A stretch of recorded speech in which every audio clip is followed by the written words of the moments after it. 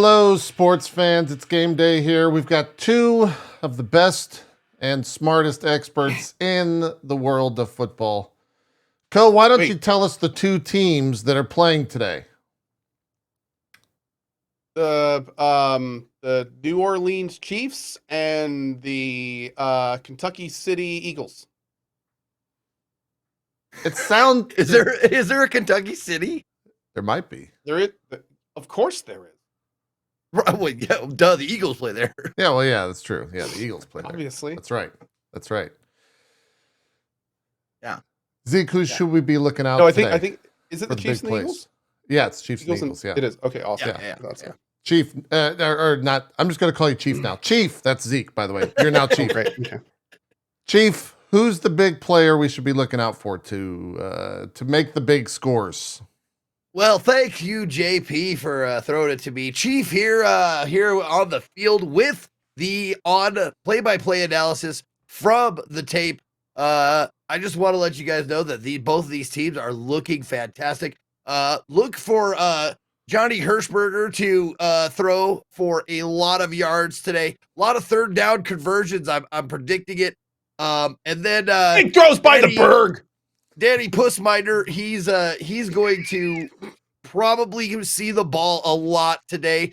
Have you ever wondered why they call it a ball when it's oblong? I don't know, but that is a question probably for another expert, because I'm just down here getting in there with the sweat, the blood, the tears. I'm looking at the playbooks and they are fantastic. I had a little. You had a little Harry Carey in there. You know, like a little and a little hey, bit of a JP. hey, we all know that the football is not a real pigskin, but if it was, would you eat it? No, it's the Pretty good. hot dog one. Yeah, but it still works. It still works. Hi, if you were a hot dog, would you eat yourself? I know I would. I'd slather myself in mustard. I'd be delicious. Here's the depressing part. 90% of our audience is too young to understand that reference. And that's not that old. I don't know, man. We see. I bet old guys. I bet old streamers skew old. Like, if in walk audience, you mean? Yeah, if you go into a stream and you're not understanding the might references, also not be American. You probably don't stick around a lot. Yeah, we have a lot of European viewers, I would think, too, that wouldn't get that. Like, they don't get Saturday Night Live, right? Maybe, yeah. So SNL is. I mean, it is global to an extent, but yeah. Yeah. I get that, yeah. Yeah. I saw talking about old, I saw a TikTok last night. These people were on a college campus.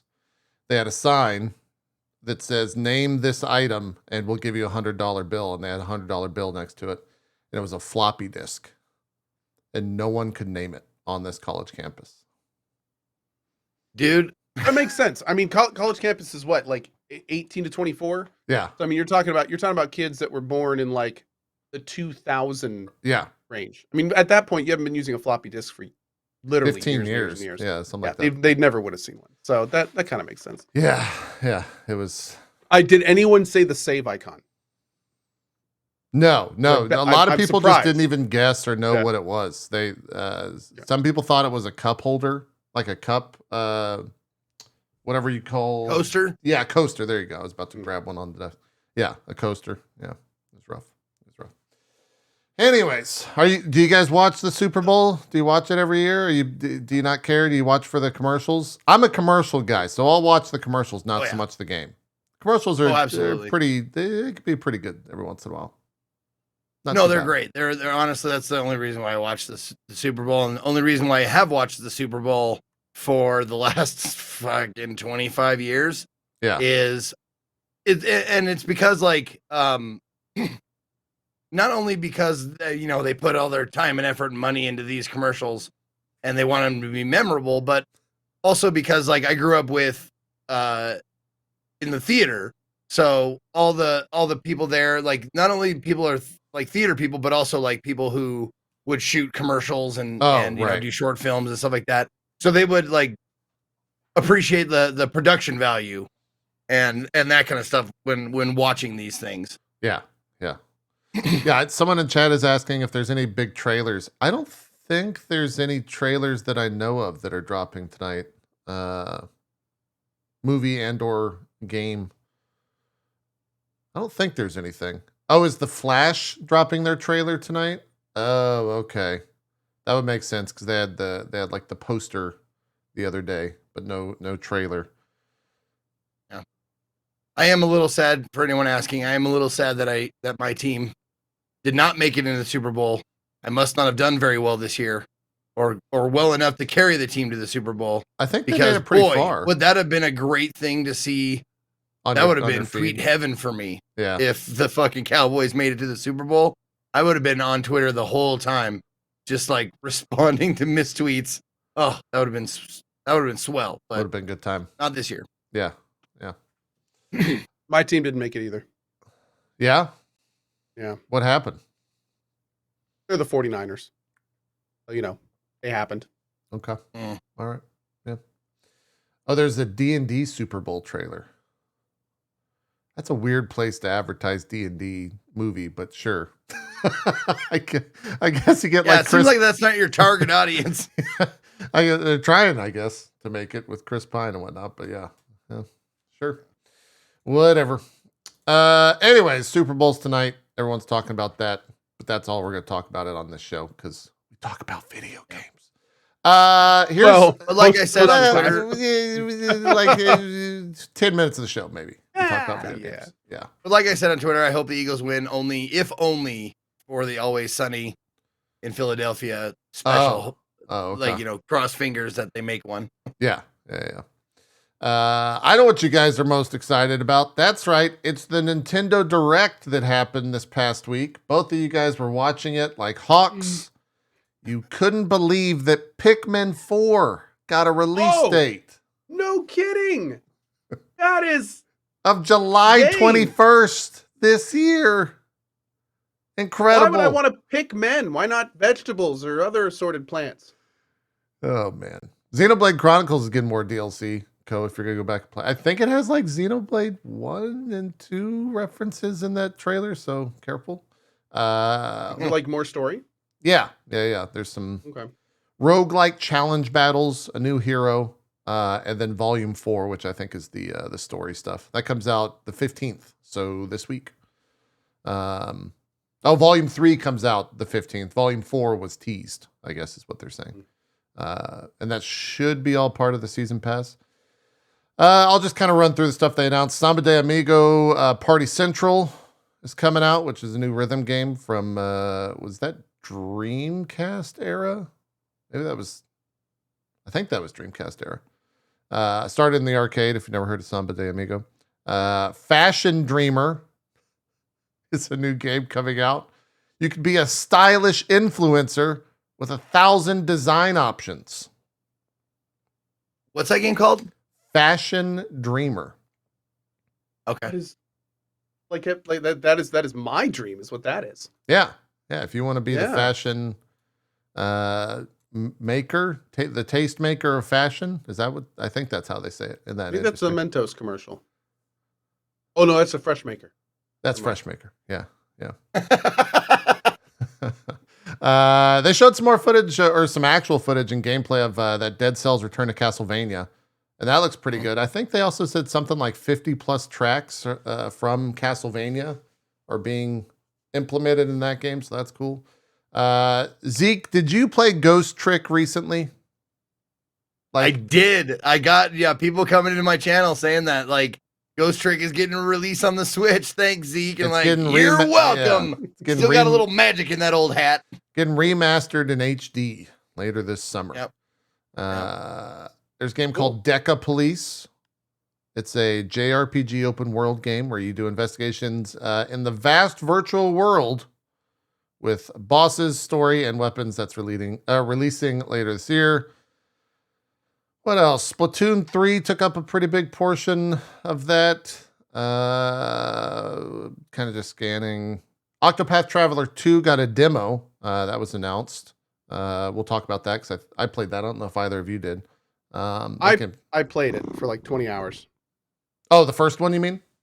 Mm-hmm. Yeah, I played the demo for 2. Did you beat the first one? No, because it was so long. It was like a crazy long game. I also go ahead. They released a demo on the freaking Switch that I've been waiting for on PC for a long ass time, and I was Sea of Stars? pretty disappointed. Yeah, I played it. It's great. Is it good? Oh, I want to hear about it. Yeah, we'll talk about it. Let's wait to hear about the whole thing. I want to hear about it. It's very good. I'm just scanning through the rest of this stuff, seeing if there's anything. I mean, the big thing was, either of you played Professor Layton? Does that name mean anything to you? I've heard that. Okay. I've heard of that series, right? Yeah, that's getting a new game. That was a pretty big announcement. Metroid Prime got remastered and released on the same day. There's a remaster of that out. On the day I have of the never Nintendo Direct? played that game. You should. Oh, okay. It's I good. might have to try it. Yeah. may have to try it. No, Metroid Prime is actually fantastic. It's a really good game. But I would honestly recommend playing it on the GameCube, the original hardware. Yeah? Yeah. For the remaster? Yeah. Why? I'm just sorry. I just hate the Switch that much. Oh, okay. Well, I mean, Completely understandable. That's fair. it is kind of a weird thing to say that there's a remaster on the Switch, right? Like, that's an oxymoron. Yeah. Yeah, really. It's kind of a weird thing. I said the same thing. Demaster a word? Yeah. That's it. Maybe a demaster, yeah. And No, then I heard it was great. Everyone loved it. Everyone that I've seen on Twitter is just like, gaga about the Metroid Prime remake. And I played it. I played Metroid Prime 1 and 2. Didn't ever get to 3, but I played 1 and 2 on the original GameCube, and I just remember those were fantastic games. They're really good games. Yeah, very good. And then the big one more thing at the end was the Legend of Zelda Tears of the Kingdom had a trailer. They had vehicles in it. Vehicle building, right? Potentially, yeah, that's what people are thinking, that you can like design a thing, a car, a thing with wheels, whatever you want to. It kind of looks amazing. Whatever you want to do. Yeah. I've seen one screenshot from it, and it was of a built vehicle, and I was like, okay, I'm actually significantly more excited for this game. Yeah, let's see. I'll see if I can show that for you. Vehicle image. The big deal, the big story about the Zelda thing, though, the Zelda game, it leaked the day prior with, I think, maybe like an Amazon listing or something like that. They're charging $70 for it. It's a $70 game. I want to say it's the first $70 Switch game. And when I think they went to them for reference or for a statement on why, they said that they are going at it on a case-by-case basis. What does that even mean? I don't know. It just means that, like, hey, fuck you, you're paying $70 for the biggest game that comes out this year. I think case by case means on their proprietary, like the IPs they own. I guess, like, yeah, maybe Mario Party will be 60 and not 70, or maybe, Wii Sports will be priced correctly, or not Wii Sports, Switch Sports will be priced correctly at -$5. So if you play the game, they give you money. maybe. I know what they mean. The official statement was they, quote, determine the suggested retail price for any Nintendo product on a case-by-case basis. So there you go. $70 for new Zelda. Kind of wild. Here's a picture of that car in the game. Like, it was in that trailer. Looks like Zelda. I can't wait to see the goofy crap that people come up with. I'm very interested to see like what the limitations are of the system. Yeah. It's going to be the kind of thing where, you can throw a few things together. That's cool. Or if I can literally make one of those vehicles from that movie with like called Mobile Cities or whatever, where I can just like drive around half the map, on the back of this gigantic raft style creation. I would actually love that. That would be amazing if that were the case. Like, that could be my game of the year if that were the case. If I could make some giant hulking behemoth monstrosity. I saw a lot of just run over people. Saw a lot of like Banjo-Kazooie nuts and bolts references. I don't know if you ever played that or saw how that went, Cohh, but that could be kind of exactly what you're describing and would be a lot of fun. But in relation to this game, wasn't there also like maybe it was just like I don't know, a lie, a hoax, you know, just blown up and it's not true or something like that. But there's a screenshot of one of the characters in the game holding you know in the game it looks like a switch, like the thing that you use to do the stuff. Sheikah slate, I think is what it was called. One of the characters was holding like something that looked like it might have been like Switch 2 or something or whatever. Oh, I didn't see that. Okay. I'm seeing if chat it was just honestly don't like take it at face value. It's Zeke, just did you like just announce the Switch 2? I think Zeke just frames? said that I think you just Nintendo's broke it. doing the Switch 2. Yeah. I don't know. I think I just saw a couple of people talking about it. Jess Like, just saying what is that that was in the her Sheikah hand? slate. Yeah. Wasn't anything. The Sheikah slate 2. Yeah. Yeah. Yeah, apart from that, not much. At the old Nintendo Direct, it was about 40 minutes long. They did kind of the usual Nintendo thing. And everyone was expecting, I guess, the trailer, and they got the Tears of the Kingdom. Still haven't seen that much. We probably will get another video, if not a direct on that, because that game comes out in 3 months, I think, as of today or yesterday. And they usually do like a big gameplay reveal, but what if that game is just more Breath of the Wild with buildable cars? Is that will that be a good thing for some people or a bad thing for some people? I was just gonna say, you could say that both ways. Like, yeah, me, like, it's just another Breath of the Wild with buildable cars. And then fan, it's another Breath of the Wild with buildable cars. Yeah. Could be. I'd be okay with that, I think. I just want to know how they address the durability thing. Yeah. Like if they actually make any changes to it, and if so, what the messaging looks like. Like if they come out and say like a lot of people had issues with Breath of the Wild and the durability system, so we've changed it, we've eliminated it, we've like what's the messaging around that? That's what I want to know. I don't think they do anything to it. I'd be surprised if they did. Yeah. I mean, it won, like, not that it means a ton, but it won Game of the Year as is. Like, with the systems in place outlets, that a ton of us hated.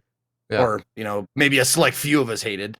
I would say why a lot. change it? I mean, unless I'm basing that just off of the loudness of people within the three of our communities that were really against the durability aspect of that. But I think a lot of people were not a fan of that, Zeke. You're not alone in that. Yeah. But yeah, you're right. Everybody that's saying in chat, Nintendo taking feedback. Right. Yeah, Yes, exactly. right. Exactly. So we'll see. We'll see how all that goes. Outside of that news-wise, not much this past week. There's all the Hogwarts stuff. It did very well Twitch-wise. It did very well commercial-wise. I think it almost hit 1 million people playing yesterday. Just did very well, period. Yeah. Yeah. It's been the talk. We're just open Twitter if you want to join that discourse. It's all over the place. Yeah, that's where you could go for all that news and information. And then outside of that, there's not much going on. It's beginning of February. Not too much happening outside of that Nintendo Direct. We did actually get a Darkest Dungeon 2 release date though. 1.0 May 8th. is happening on May 8th. Yeah, very excited for that. Cool. That'll be very, very cool. I didn't realize they were that far along in that game already to be announcing a 1.0, but that's very exciting. That'll definitely take over a lot of streams on Twitch for the week that it comes out. That first one was super, super fun. And also fun to break as well. I wonder how fast they're going to patch that stuff when it comes to people just finding absolutely broken things to do in it. There's 9 minutes of that Star Wars Jedi Survivor that came out. It looks like the first one, pretty much. I don't know if you watched that, Cohh. I know you're amped for that game. I'm super amped for it, but I don't need to see any more of it, to be honest. You're sold? Oh, yeah. 100%. Makes sense. Was there anything on the Nintendo Direct, someone mentioned something about Game Boy or Game Boy Advance. Yeah, they put a bunch of Game Boy Advance and Game Boy games as part of Nintendo Online.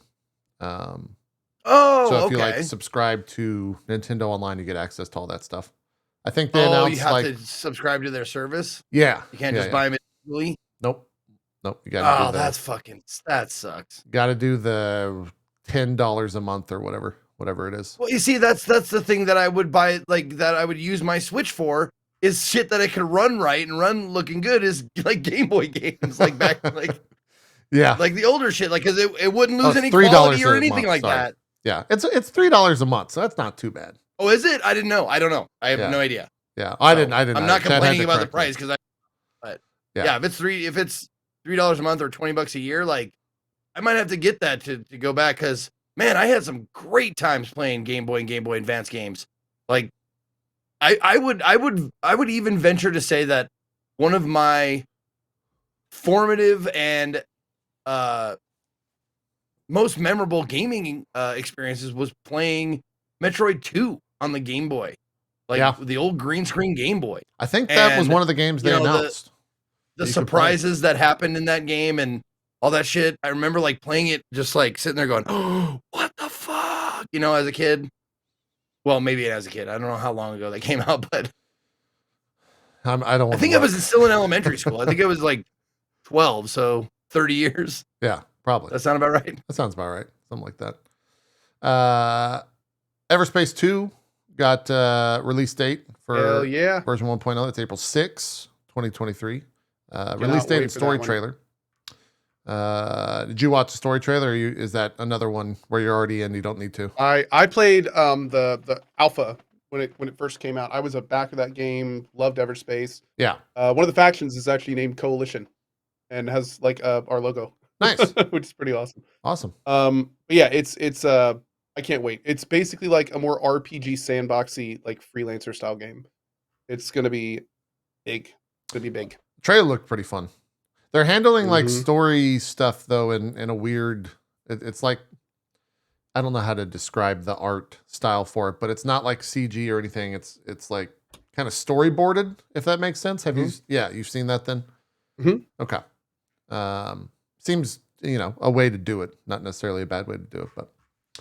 They also, they being Double Fine, there's no correlation to that, but Double Fine announced a documentary yesterday, announced and pushed it live, called Psycho Odyssey, which is a documentary dive into the development of Psychonauts 2. It's 23 hours long, I think, if you're wanting to dive in. It's 32 episodes on YouTube, if you want to go and watch it. I watched 5 hours yesterday. Hold on. Say that one more time for me. It's 20 hours. Documentary on Psychonauts 2. The Double Takes Fine longer produced. than the game? Yes. That's great. It's 7 years of footage condensed into 32 episodes, like 30 minutes to 50 minutes each.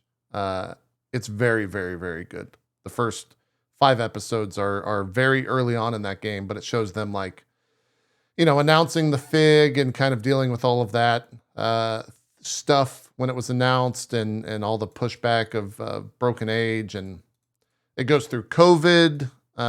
They go through all of that. It goes through them being acquired by Nintendo or Microsoft. Sorry, not Nintendo. Acquired by Microsoft later on in development. It's a lot. There's a lot in that thing. I think Rami apparently shows up in it at some point. Yeah, someone said that yesterday. It's good. It's worth watching if you need something that's 20-ish hours worth of watching. It's very behind the scenes, I will say. Like they go into full on, storyboard moments where it's just a guy by the name of Zach, who was the, I think, lead designer on it early on. He ended up leaving the project, I think, later on, but him and Tim Schafer just going back and forth on like how they're going to structure the game and how they're going to write the game and how they brainstormed all that stuff out in real time. It's really cool. So that's all on their YouTube if you are looking for that on the Double Fine Prod, P-O-R-D YouTube channel. Cool. And it's very long, 20 plus hours. What was this other thing? We had, I didn't watch the Grammys, but apparently at the Grammys, they gave the first ever award for best score soundtrack for video games / interactive media. And Assassin's Creed Valhalla won for a song called Dawn of Ragnarok, I guess. Couldn't tell you what that song is or what it sounds like, but they won. Okay. They ended up taking it. Who else? Let me see who else was up for. Who else was? It doesn't say. God damn it. Okay. Aliens Fireteam Elite. Call of Duty, which was Bear McCreary. I think that was also the guy that did God of War. So Call of Duty Vanguard is what he was up for. Marvel's Guardians of the Galaxy and Old World. I don't know what that is. Zeke, do you know Old World? No. Doesn't ring a bell. That was also up. They were nominated in the new category. Was this Grammy for like a year ago? Or? No, it was 2023. Oh. Yeah, this was... Old World is the Civ-like game. Oh, okay. Which apparently has very good music. Yeah, apparently. Yeah. Okay. Yeah, the thing from Grammy.com, Zeke, says, recognizing its significant cultural impact, the Recording Academy created a new category for the 2023 Grammys, Best Score Soundtrack for Video Games and Other Interactive Media. And the winner was composer Stephanie Ikanumo, who won the Grammy for Assassin's Creed Valhalla, Dawn of Ragnarok. Yeah. Didn't expect that to be up for a Grammy, but hey, sure, why not? A Grammy? Yeah.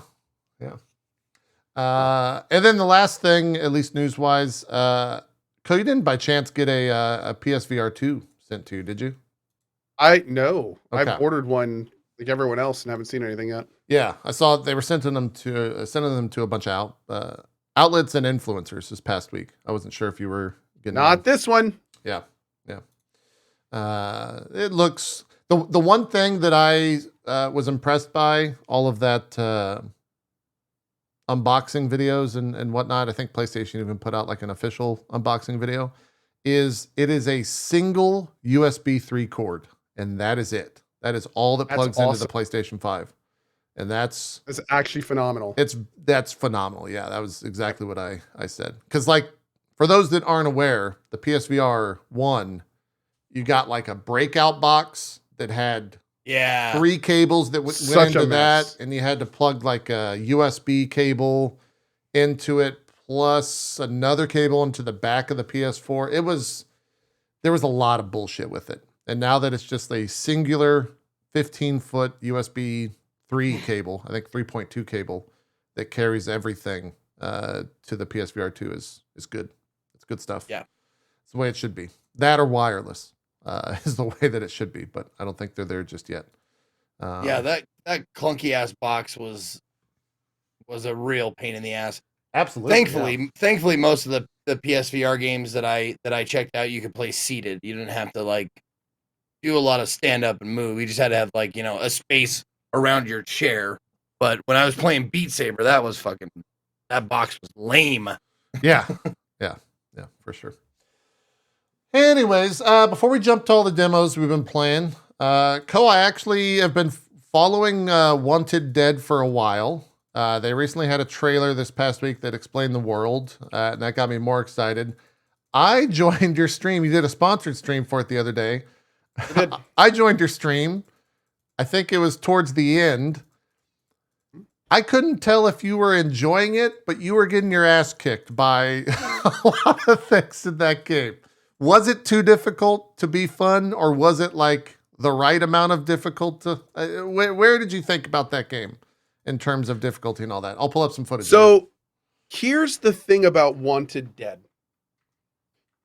It's trying to do something that's very difficult. And what that is that is a game that has a focus on ranged and melee combat. Yes. And the reasons that is difficult is because a lot of times games have enough trouble focusing on one of those. But if you're trying to have a game that actually runs both of them in parallel, then that can bring up all sorts of game design issues that need you to make decisions. Like, for instance, if your game has melee and ranged, and you can pretty much only fundamentally develop your melee system, and there's like melee combos and all this melee stuff. When you enter a room that has 5 people behind cover, which it also has cover, shooting at you, how does the melee function in that environment? Like, is there going to be a mechanic that lets you get to them while not getting shot in the face? You know, how are you going to manage bouncing between targets when all of them have guns and none of them are melee? All sorts of stuff like that. And I feel like in Wanted Dead, they made some decisions about that style of gameplay that simply I didn't make the game feel intuitive or play very well. So a good example is if you're running around, enemies pretty much just chip away at your health. And they just kind of like, by just shooting you, kill you. They just shoot you. They just drill you right in the face if you're just running around trying to melee. The melee system is super high damage, even on normal difficulty. So if people are shooting at you, you're also having to deal with the melee stuff. They have a very developed melee system, but it's animation locked. So if you're mid-attack, you can't parry or dodge out of it. So if you are focused on somebody and fighting them, and someone comes up behind you and starts an attack, well, they will pop up on your screen and finish your attack before you're done with your attack animation. So you're just going to take the hit unless you're constantly like moving your camera around. The short answer is this game is very difficult, but it's its own difficulty. It's not difficult because the enemies, it is difficult because the enemies do a lot of damage and they have high hit points at times. But the real difficulty is learning how to properly interact with the game the way it wants you to, not intuitive difficulty where it's like a timing thing or things like that. When I play Sekiro, it's kind of like the difficulty comes from, you know, oh, I missed that timing. Oh, I didn't dodge at that point, that kind of thing. But in this game, it's like, it's more of this weird approach where you're kind of wrestling with the mechanics in the world instead of the intuitive way that you feel you should play a game like this. Right. So you got to play the game the way it wants it to be. You got to play the game the way it wants you to play, not how we've played previous games in ways that I feel like work a lot better.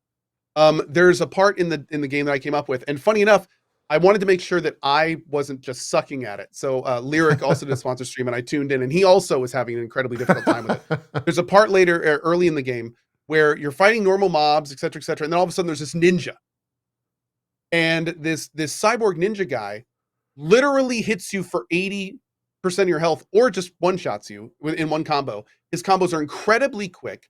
He's got a range attack as well. And here you have this game with this fundamentally developed melee system. You can literally lay into this guy for like 3-4 full combos, and he won't even, he'll just like while you're comboing, he'll just attack you and kill you. But just like Lyric found out, just like I found out, the way you beat this guy is when he just spawns, you just throw a bunch of grenades at his feet, and then you just empty all of your guns into it. And it's like, it's just this weird thing. Later in the game, you get a chainsaw. Oh. The only move with the chainsaw is to go, like that's what she does. She moves a little forward and puts a chainsaw out. Now, if there's an enemy there, you literally cut them in half and a big sensor bar goes over them. It's great. But you can't dodge and you can't avoid. So when they give you the chainsaw, they instantly put you in a semicircle of 4 enemies. You can only attack one at a time, and if one comes up to you and attacks you, and you like miss it, or you're already doing something else, he'll just hit you for like 60 to 80% of your life and kill you. So what do you? What are you supposed to do? Just like, you're supposed to like not use a chainsaw, is where I had the best luck. Or drop it. So yeah, in the moment where you get the item to show it off, don't use the item. yeah. It's like they put this awesome. Weird, yeah. Oh, I'm sorry, but they put this awesome set piece in, and then like punish you for using it. Like it's just not well implemented. Did they learn nothing from Lollipop Chainsaw? Like they did it right.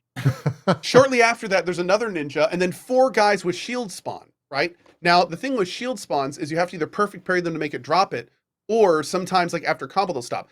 But here's the thing: they have giant shields that face in front of them. If you run behind them, the second your sword touches their back, the image snaps to you with the shield right in front of you, and they block you. Okay. And it's just like, there's so many things like that in this game where it's like, don't get me wrong, there's some cool parts. The fatalities are cool. Like when you get like a string of melee stuff, it feels kind of cool. The gunplay felt a little janky, to be honest, and I was kind of disappointed you can't really upgrade the gun path at all. It's all about like melee defense and grenades and stuff. Sure. At least that I saw. But just overall, like there were so many things about the game that just had me like, not necessarily saying the game was a little janky, and to be fair, it was. The levels were pretty boring. In a lot of ways, the music was pretty boring. Like it was just the final boss thing we did was just kind of weird. The voice acting's not that good. Like it's a very average game overall, with cool parts. But then there's other parts about it that really just had me questioning. Like, did they try this? Like, did they have like the chainsaw part? It's like this isn't fun. Yeah, this isn't cool. The trailers always showed me that it was trying to be the most B game ever, and like that's what they were going for. And then watching you play, it looked like the creators of Ninja Gaiden Sigma or Ninja Gaiden Black, whatever that Ninja Gaiden was, which I think are the developers of this, or the people that worked on that game worked on this. Seems that to be the level of difficulty as well. I think that this game could be really cool, especially to watch somebody play it, if they were super good at the parry mechanic, if they knew all the attacks of the enemies. Like I bet it would look fun. I bet it would look flashy. I bet it would look awesome. But as a regular player myself, I got way more feelings of like, what? Like frustration and anger. Like, kind of like this. Like you can see like the melee attacks, they're very rigid, they're very blocky. There's not like, there's not a lot of flow there in a lot of times. Right. And again, anyone could just come up behind me while I'm like doing these big chops and just, do a melee in my back for huge amounts of damage. I actually lowered the difficulty. You're on hard originally? Run. I was on hard originally and I lowered it to normal, and it was a little better, but it never really got rid of that kind of just rigid feel. Yeah. I do think that this is going to be potentially one of those kind of cult classic games.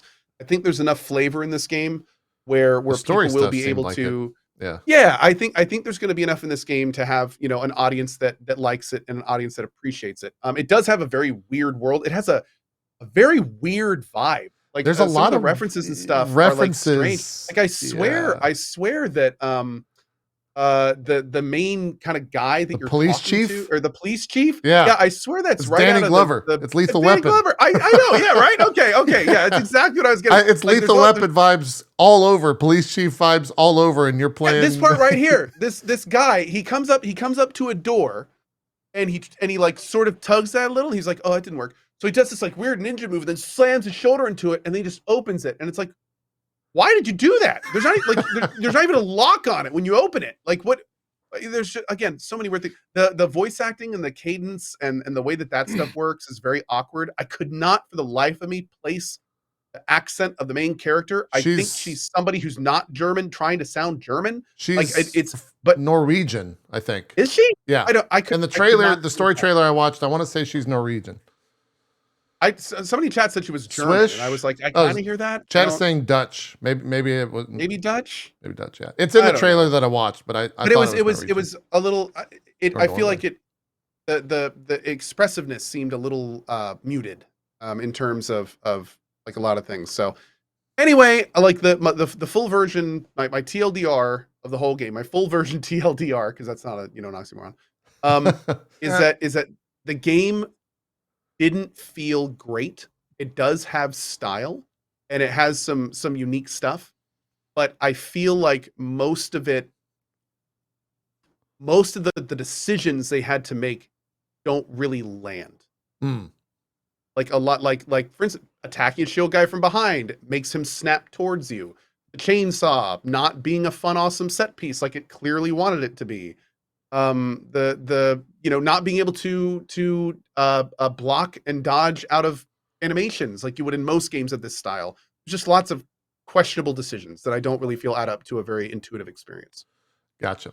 All I needed to see, like I was pretty excited about this, and I tuned into your stream, and like once I saw you frustrated with it, I know my patience is a lot smaller than yours. I tried very hard. I was like, I don't know about this.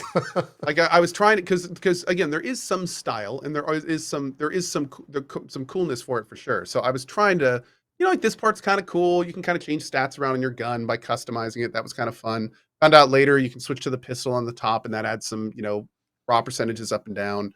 But yeah, when my time came up for the sponsor stream, I was like, that's enough for me. I'm good. Yeah. That's one of those ones where you're just like, fuck, 10 more minutes. Okay. You can make it through anything for 10 minutes, right? Here we go. All right.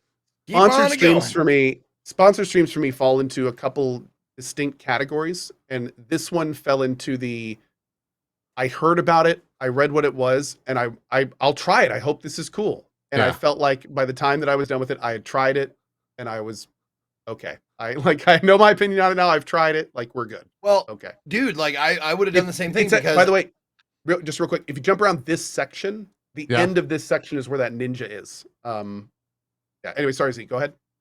No, I would have done the same thing if they would have approached me for this. I just went to the game page on Steam, and I see I had wishlisted it probably from a trailer or something that I saw from E3 or not E3 or whatever. Yep. So if I saw that, I would have done the same thing. I would have been like, oh yeah, I already wishlisted it, so there must have been some merit. So let's go. Yeah, dude, when you read the feature set and like see the crazy cyborg, cool, heroine person in the lead, and she's got a cool team, and there's a story. Here it is, right here. Like, you'd think it has all the components of something being awesome, right? I really enjoyed the trailers for it. He just jumps out, like does a non-interruptible. There, I parried that one. That's new. Then he does like a little ninja flip forward, and then if you look at my life down there. So, I'm locking him in combos. He just does a quick block. And then that's very much Ninja Gaiden. Look at your face. Yeah. That's great. That was what? Like, that was my face right there. If you rewind it, you can see, like, I attacked him and he just blocked it, backflip, and then attacked forward. He moved so fast forward. The instant death. It's like the biggest and keep Ninja in mind, Gaiden vibes. up until that point, no enemies like that. Did that? Nothing. Yeah. No enemy could even do a fraction of that much damage. And this is just a normal guy. And it's just kind of like,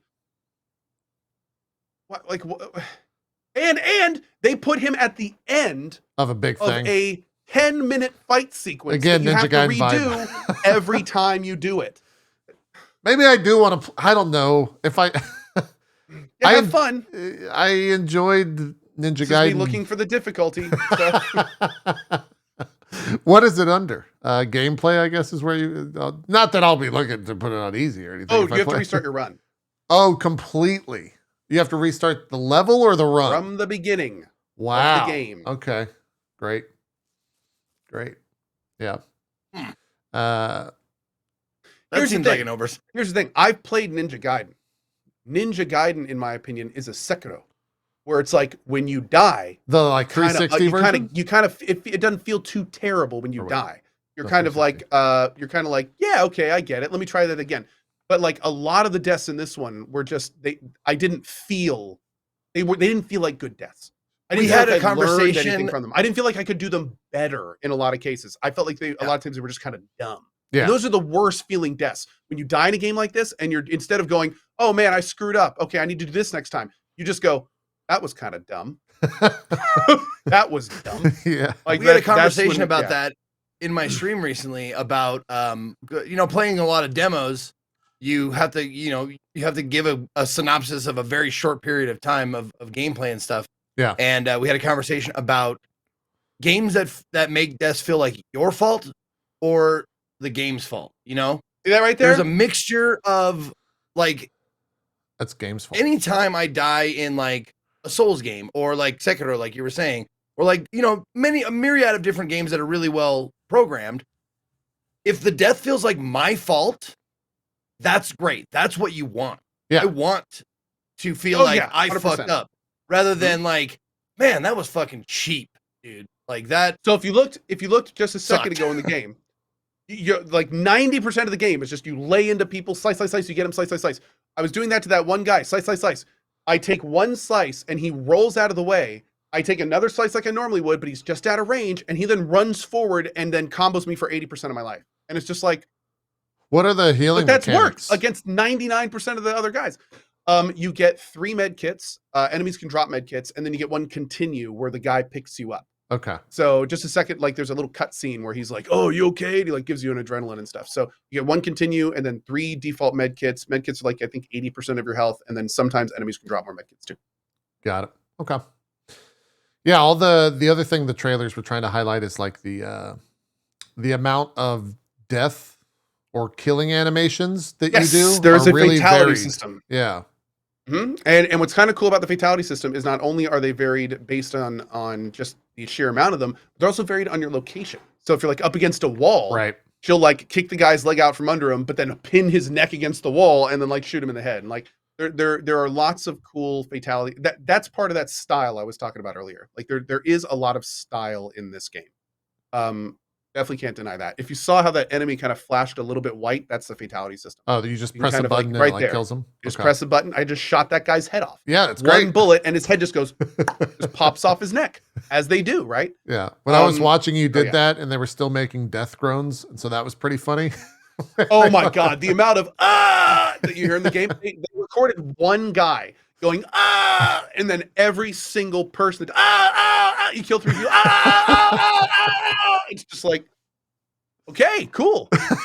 All right. Oh, you almost got one shot there. We'll see how this fight goes. Almost. And then we'll move So I forward. should be Is this where healing. you twig on the idea of grenades and shooting? At some I'm point, running I'm just away. like, There it is. Oh, no. my God. No. See, that's the thing. You have to get far enough away from him because he's got a little charge attack. So what you do is he busts through the door in a little animation. You like throw all your grenades at his feet, and then you have to run back far enough so we can get a bunch of shots in before he does his little charge. Yeah. And then you have to sprint away from him again until you get charged. You can use cover. There's a full cover mechanic, which again confusion a little bit, but Yeah. and it kind of works, but Like Gears of War yeah, style it's- cover? Like what do you sort of. You run up to cover and she kind of auto gets in it, then you can right click to pop out of it. So Oh, okay. kind of Gears of War. I don't think there's a button to go into it. It's kind of intuitively automatic, but Got it. Yeah. Okay. it's a thing. I literally think I tried that guy 5 or 6 times before I dropped the difficulty, and then I still died the first time I dropped the difficulty. Yeah. Yeah. Oh, I mean, it looks difficult. I watched you play. It was. Yeah. There was not a easy aspect of the game, and they tout that as such, right? Like in the trailers, they very much say that the game will be difficult, and I think they even dropped like Ninja Gaiden multiple times in all the stuff that I've watched. I love difficult games, but I like feeling like I'm wrestling against myself and my own skills instead of the game mechanics. Yeah. And I did not get that feeling the entire time I played this game. Yep. Understood. Well, that's one. There are times that I did. There are times that I did for sure, but not always. Yeah. Then the boss. I know you did a boss fight. I guess we won't say Mhm. what it was, but you like 2 or 3 shot that. It seemed easier than those ninjas in a The lot of boss ways. fight was relatively easy. It was very structured. Like it was not but even parts of the boss fight were just like eye-rollingly just like, really? Like this is not well designed. Well, Like yeah. there were I saw there the were thing just a where you few- died and it just locked on you and you couldn't really do Oh anything. yeah. And it's just like it's just like was this tried? Did somebody do this and says, "Oh yeah, this looks fun." Like, no, man. Like you know, that's I don't know. Again, maybe it's designed you're supposed to do a specific thing and you have to dodge all the time. Like I don't know. But Yeah. again, my normal player perspective was frequently like this feels a little weird. Right. This feels a little weird. Right. Yeah. All right. That's Wanted Dead comes out this next week, I believe, on Valentine's Day. Zeke, I know you played some Hi-Fi. Did you finish it? I tuned did. in that one day, but I didn't. I saw the next day you were playing demos, so I was like, oh God, did he like dip out or did he finish it? Nope. Where did you? I went a bit long on the day before. Oh, okay. It took me about I don't know 30 minutes longer than I normally stream to get it finished. I will say that like, well, let's just jump into it. Yeah. Hi-Fi Rush. This this game is okay. I played with the first thing. I played with the DMCA music on. So all the copyright music I played with it on. And it started with a fucking banger of a Black Keys song, Lonely Boy. Right. And they said bam bam bam on a dance, and I was like, fuck yeah, let's go. And it got me hyped. And then I got like to the first boss, and like I was, playing through the level, and I was loving it. Get to the first boss, banging tune. I think the first boss was was the first 9 Inch Nails tune, right? Yeah. Pretty it was sure. the robot. Rekka. Oh, well, the robot's the first the boss. second boss. Yeah, Rekka was second. Prodigy, right? The Prodigy? Okay. No. I don't know. I didn't have my either way. I got to the first one was 9 Inch Nails. The second one was Rekka. And up to that point, everything was just like, fuck yeah, let's go. We're just banging. We're going through levels. We're doing some awesome platforming and all that shit. And then, like, the middle section of the game, just this is okay. For me, it honestly dragged. Really? It really did. Like, my comment after that, like, and then it picks up again, like towards the end. So, like, I did the old Spinal Tap, like, I'll give this game a 2-word review: shit sandwich, because the bread is good. Bread is real good, man. And the middle, like, it's not bad. I mean, I was just quoting something, but it's not bad. It's just like, it's not like, it doesn't have the drive that the first and last sections of the game have. Sure. So you beat it. I did. Yes, yeah. I did. It's weird to complain about like a game being too long, but my comment was, I think they could have taken out some of the level, like the platforming in some of the levels, and made like 1 or 2 more full levels with like 2 more bosses. Like, sure, I would have. Isn't the game only like 10 hours though? 10 to 12. Yeah. It took me a bit longer because it's Zeke time, but like, yeah. But it doesn't matter. Like, it wasn't the length of the stuff in the center. It was the quality of the stuff in the center, I think, is what Zeke's saying. Exactly. Because the quality of the first, the first couple of bosses, like up to the first couple of bosses, the quality and length, awesome, wonderful. Same with the second one, the second or the last part of the game. It zipped at a good pace. The music was banging, the bosses, but also like the music started getting. Like, it wasn't like I wanted it to be more driving, and it was just like, it felt like generic rock song. And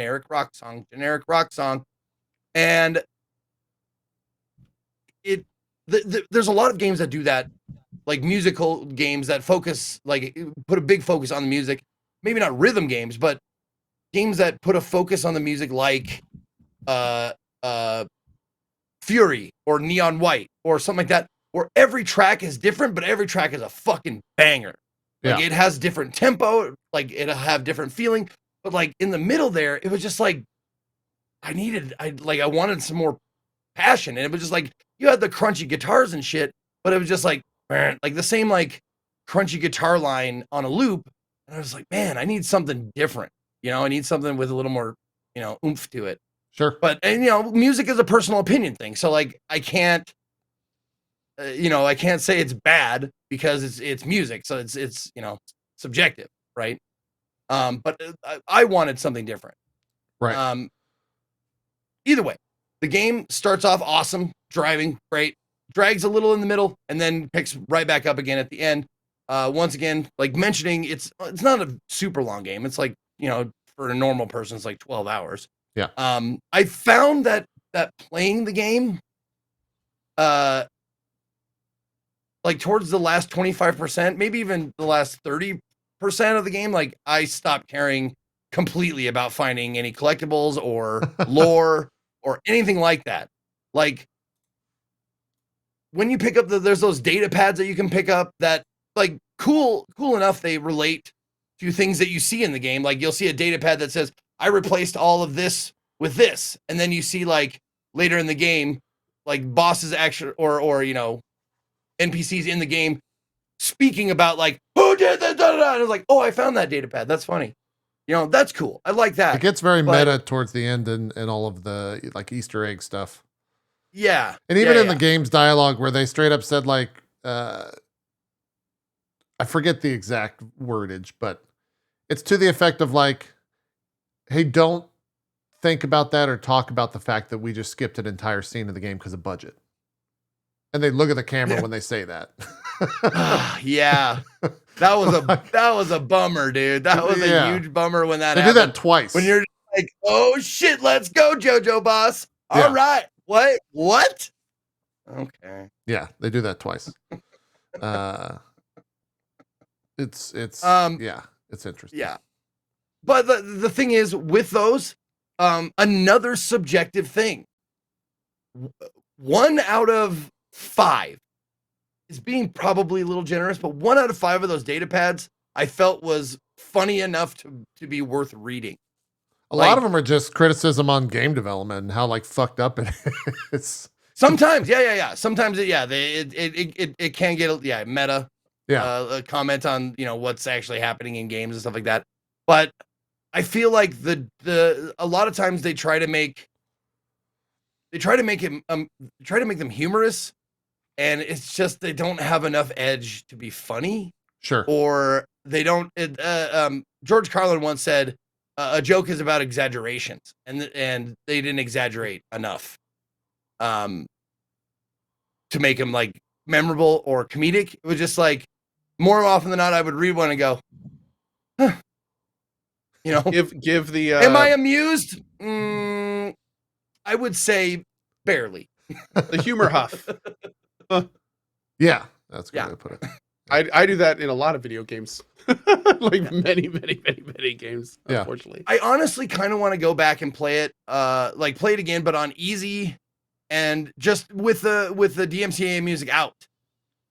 Yeah, I mean it's wild that all 3 of us played the same game, but all have completely different feelings on it because we played it differently, if that makes sense. Like you played it with DMCA music off, which is apparently a wild, like I didn't think the music at all was uneven throughout. I thought DMCA off music was great. And even though it kind of emulates a lot of the DMCA music in the game, I never thought it was like, I never had the issues that you had with it. But it is subjective, like you said. So I'm wondering how much is different from one version to the other, because I had a couple of people saying like, oh, this is the same song on both versions. They emulate the songs where they sound pretty similar. At least like the major beats or cadence of the song is very much the same. Otherwise the fight wouldn't work, right? Like if the BPM is off on the song, then the fight's completely different. And so BPM and everything are the same. These guys are the worst mobs in the game, by the way. These flying fucks are definitely the worst. Getting to that, getting to the mechanics of the game. The game feels really, really good. Most of the way through, like 90, 95, 98% of the game. Actually, that's probably a little bit much. Probably about 90% of the game feels great. There's a chunk of like 10% of the game that feels just super messy. It doesn't feel like there was one boss fight with the singer. The singer. Is that good enough? Yeah. Yeah, okay. Where the one where you're on the giant stage? Yes. And I just kind of like, after the fight was over, I was like, I guess I won. It didn't feel like I was going tit for tat. It felt like I was mashing. It felt like a mashing thing, and I didn't like that. I didn't like that feeling. And sometimes that is how like mob fights or boss fights, like a couple of them felt like imprecise, and I hate that. I hate when games are messy like that, where it feels like I just won, but I don't know if I could. I don't know why I won. Yeah, I was just like, I don't understand the fate. And also like with a game like this with lots of colors and flashing lights and like lots of busy scenery, it's tough to know like when you're running around trying to avoid, dodge, hit a boss. It's hard to know like what's a projectile and what's like just an audience member like in the back like flashing a camera, because that's what it's supposed to, it's the scenery, it's the set, right, and that kind of shit. And it just felt like there was a few things that I would have personally liked to have been more pronounced. One of them is some of the bosses with the Qs on the parries, the parry system. the sound cues are so important. Now, bear in when mind, it starts, or no, any like in the middle of a fight when it's okay. Yeah, when you hear like if you turn it all the way up, like on the last boss fight, I had to turn everything down and turn all the way up the fight sound effects. And even with that all the way like turned up louder than everything else, it was still hard to hear, but you could hear it. You could hear the tang tang tang tang tang. And like, oh, I got it now. Pang pang pang pang pang. I got it. Cool. But like with everything turned up at like the volumes it's supposed to be on, it is way too quiet. And it's like, did I hear that? And then if you turn it all down, you're like, yes, it's there. Yeah. Give it to me. Give it to me loud. If it's something that you're trying to give the player a clue as to when to parry, make that shit obvious, dude. Like if you're gonna give a clue, make it obvious. If you're not, fine. Totally fine. But if you're going to, give me a fucking hand here, pal. Like, yeah. I was sitting there going like, I know I can parry. I know this is a parry part. And then I was listening out here like, like, wait a fucking minute. Are they giving me a clue as to when to parry? And then I just went, volume slider. Ding, ding, ding, ding. I was like, you motherfuckers. This will sound very dismissive of everything you just said, so I will apologize up front. Go ahead. Everything in the game's parryable. There are no clues. You just look at the screen, and when an attack is coming to attack you, you press the parry button. Like, you don't have to have the audio cue, right? So that's how I did that. Like, busy. It's very, I will admit it's busy. 100%. That's why the audio cues are so important to me. I got you. I 100% understand. Yeah. But the visuals are busy and the music is busy. So that's why turning those things, like sliding those things, is very, very helpful. But I get it. Yeah, 100%. It sounds like you're more audio cued than you are visually cued in that. Oh, absolutely. No, 100%. Yeah. Totally. And that's the other thing, that when I was about, I want to say 60 or 70% through the game, I finally stopped trying to do what you do in Arkham or Batman, the Batman games or the Spider-Man games, where you can see like lightning bolts coming to you, the attack's coming. Yeah, where it blinks or whatever. I stopped completely looking for that, and I stopped like barely even looking at who I was fighting. Like you just listened. So I just listened for the shing parry, shing parry. Like it took me a while to get that. Like I don't have to see any of this shit. If I parry, like with that audio cue. Oh yeah. But the thing, that audio cue is obvious, and it pierces through. Shing, Zeke, like that's hit. Yeah, Zeke, I have to be honest. I feel like JP was a bit too diplomatic. You really need to work on how good you are at the game. If you could just, I mean, this whole like, maybe you could tell me, maybe you could parry for me. I don't really. I mean, I need a sound, and then maybe you could hit the button, and then I'll just, can I turn on auto parry? I just don't really see. Zeke just said himself. He 80% of the way through, he started listening to the audio cues. Like that's all he had to say. 100%, I get it. No, I was trained by other games, like when you said the word busy. I instantly knew exactly what you meant, because I didn't even get to the parry mechanic, and I was already feeling like it was busy. So I 100% get you. 100%. Yeah. No, and I've been trained by those other games that I was talking about to look for a lightning bolt coming out of their head to tell me they're gonna fucking attack flash rather than or whatever. Yeah. Which, like, once I learned, I don't have to even see an enemy on the screen. Oh, 100%. In the final fight, I could see a speed run of this game where people are playing blind, because you don't need to hear, you don't need to see anything after you kind of like know the song, because you can just start parrying to the beat and you'll be successful. No, and that's what you're getting at. True, yeah. And that's another reason why I thought it was a bit messy, was because if you just parry to the beat, like there are some eighth notes in there that that'll get you, but you'll probably parry about 70% of the hits if you just like attacks are coming in, beat parry button on the beat, parry button on the beat. you'll get hit by 2 of them, but 8 of them will be parried, you know? Yeah. For me, the hardest part, or not hardest, the part that I was most annoyed with Zeke in the final fight was when you have to use only assist and it completely goes away from what the entirety of the rest of the game. I was so mad because I was just like, what a weird I was choice. sitting there like fuming, like, assist.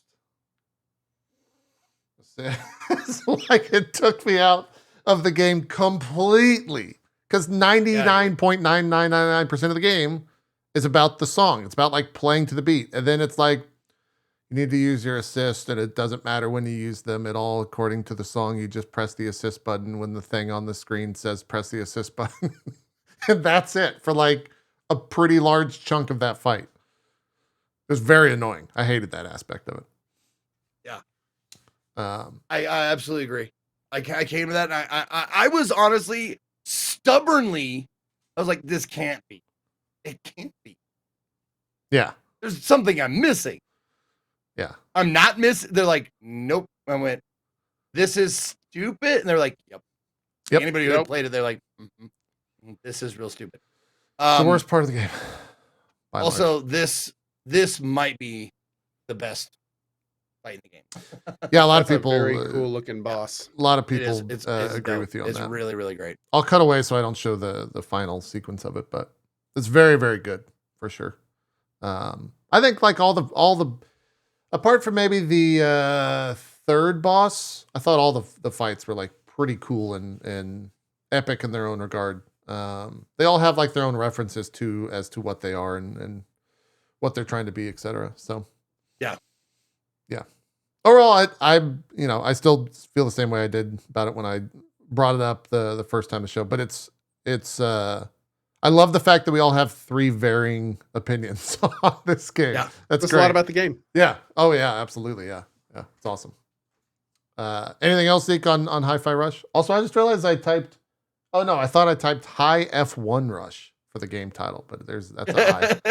Just the text. That would have been that. Oh, it does. Yeah, like cool. Looking like from back here, it looks like H1F1 Rush. Yeah. H1Z1's back. They made a rhythm game. Yeah.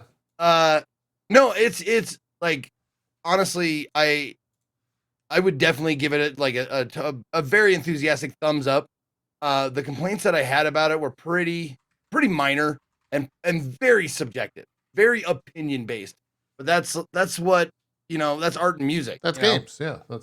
I say I like this kind of music and I didn't like this kind of music. And when that's the only kind of music they give you, that means if you're meh about it, you're going to be meh through a lot of the game, And that's kind of what happened to me. Like, I was like, this is generic rock for me personally. And so it was like, oh God, can we get to something more like, more like driving, beady, like something, I don't care. Yeah.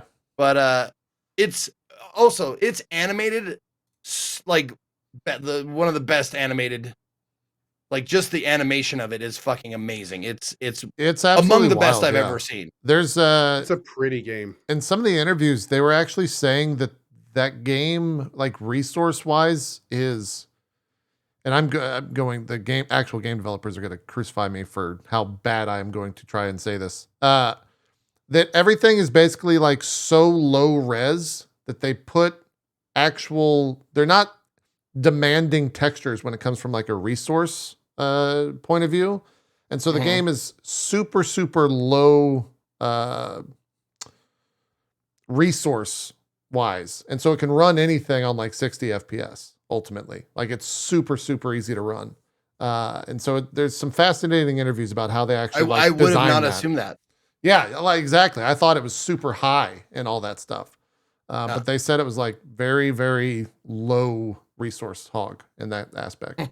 So I don't know if that's just cell shading and that's how cell shading works or what. I don't know enough about game development or game design to know. But a lot of crazy interviews out there about that stuff. The other thing, the voice acting is also very, very well done, very very top notch. The script, like,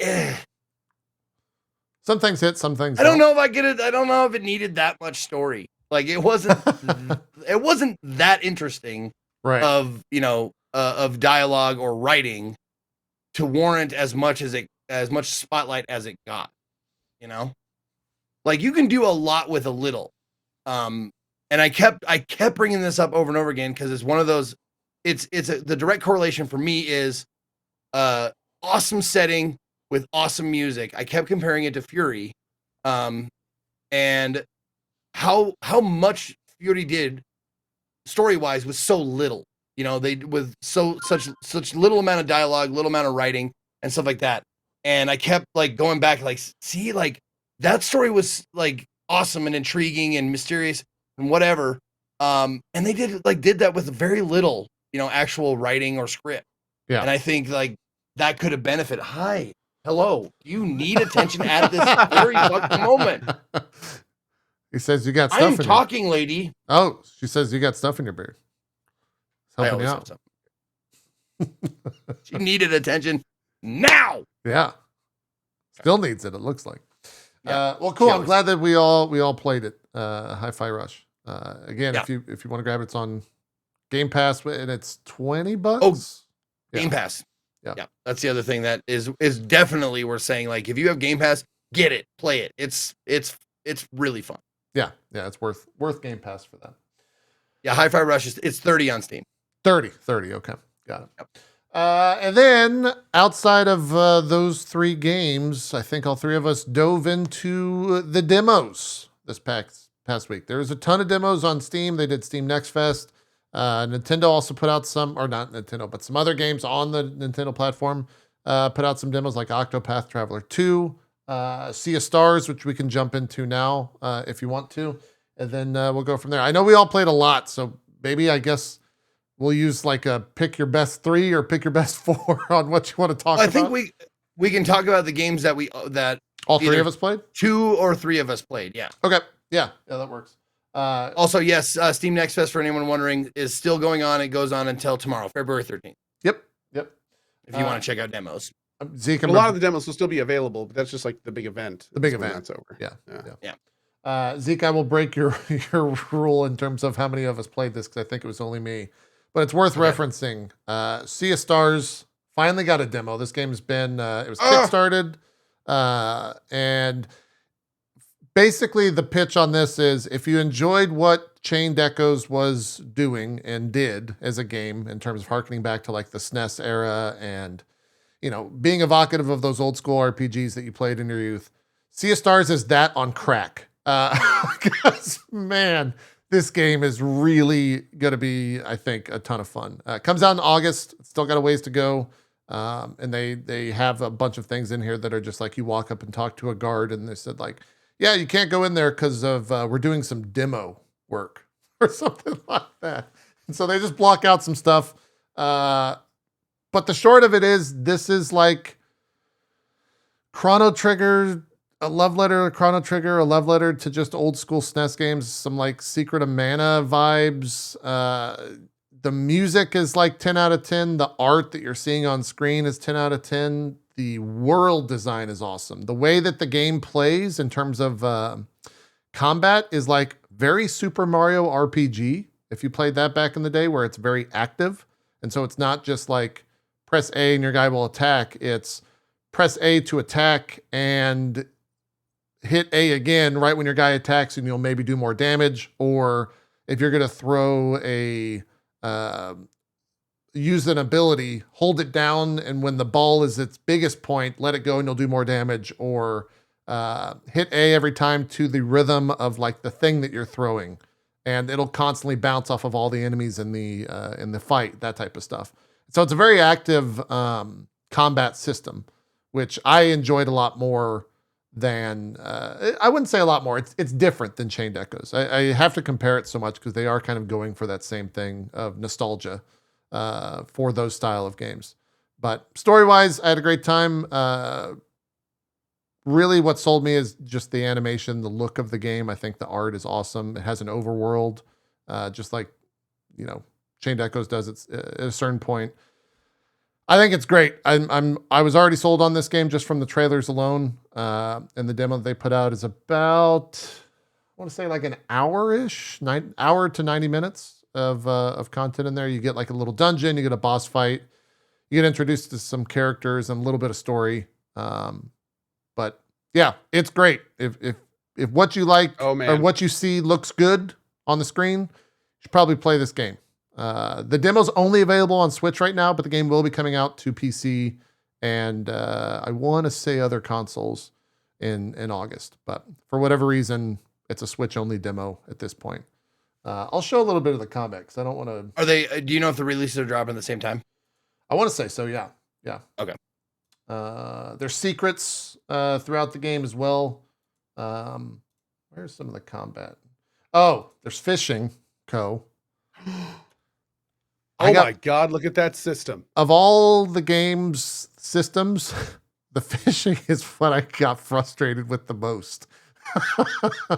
The way that works is you press A to cast, you press A again to kick the bobber down, and then the bobber has that little like ring, and if the fish is not in the ring, then it doesn't actually attract the fish and you can't actually catch the fish. This is perfectly cued with what I'm talking about. You can only reel it in when it's in the center and you have no control over that line in the center. I never actually successfully caught one of the bigger fish, and it was very frustrating as I was playing it. I don't know why. It felt like it would get right next to like the dock, and then the fish would just like dart over to the left, and I'd press A and the line would break. So I got frustrated with that part and ended up giving up, but catch a lot of the smaller fish. This looks so good. Yeah. It's a system for sure. And it's also used in like, you use it actually in a dungeon to like progress forward. So it's not just a side activity. The thing that you're catching the fish for is there's they don't explain the system, I don't think, too deep. The line's about to break, by the way. I think this might have been where I gave up. But there's a lunchbox. And so you catch fish and you put items into your lunchbox, and then that's how you like, get HP back. On non-easy mode, you do not get your HP filled after each fight, a la Chained Echoes. So you actually have to use like curatives in this. And having played so much Chained Echoes with that system where you just go from fight to fight, not having to worry about that, I kind of got used to that system, and it kind of made me want that system. Like that seems like an evolution of JRPGs that I wish every JRPG had. I agree. But I absolutely love that system. It does take away from like, if you don't use that system, then obviously you can do a lot of other systems, right? In terms of, go to a store or go to a place in game and get curatives nonstop or get 99 potions. Like there's a fun factor about that. But Chained Echoes having your characters be fully restored was nice. You didn't have to think about it. I kind of enjoyed that. And you are limited to how many you can have in the lunchbox. It might like grow over time in the game. I think it was 10. I actually put on quote unquote easy mode when I played. There's like these artifacts that you can get and turn on. Easy mode gives you, I think it heals 75% of your HP after each fight. So it's kind of there. And it also gives you 100 HP. I did like 2 or 3 fights, 100 additional HP, I think. I did 2 or 3 fights without that. People were dying left and right. Yeah. And I was like, I don't really want to play. I think on release, I will probably play that way. But for the demo, I just kind of wanted to see what was there and what I had to offer. That's sufficient. Let me just show the combat here.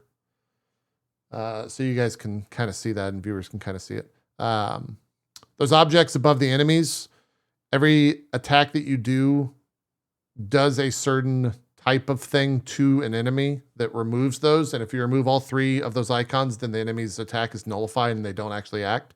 This is where that's like the thing that you throw, the little moon thing, and you constantly press A as it goes back and it gets faster and faster and faster. Every time you attack, you get the MP back. But you can also do like crits and whatnot as you're active. Those little orbs that they throw, you do that. Sorry, the enemies create those every time you attack them. And then before you attack, if you hold down ZR, you can boost your attack up to 3 times. And it just makes you do more damage. And so you can kind of like time who you want to have like the quote unquote big attack. I thought like there's the thing right there where you just suck them in. I enjoyed all of that stuff. It was nice to have more than just like choose a spell or choose an attack, right? Like it had the same feedback that Mario Party RPG did back in the day.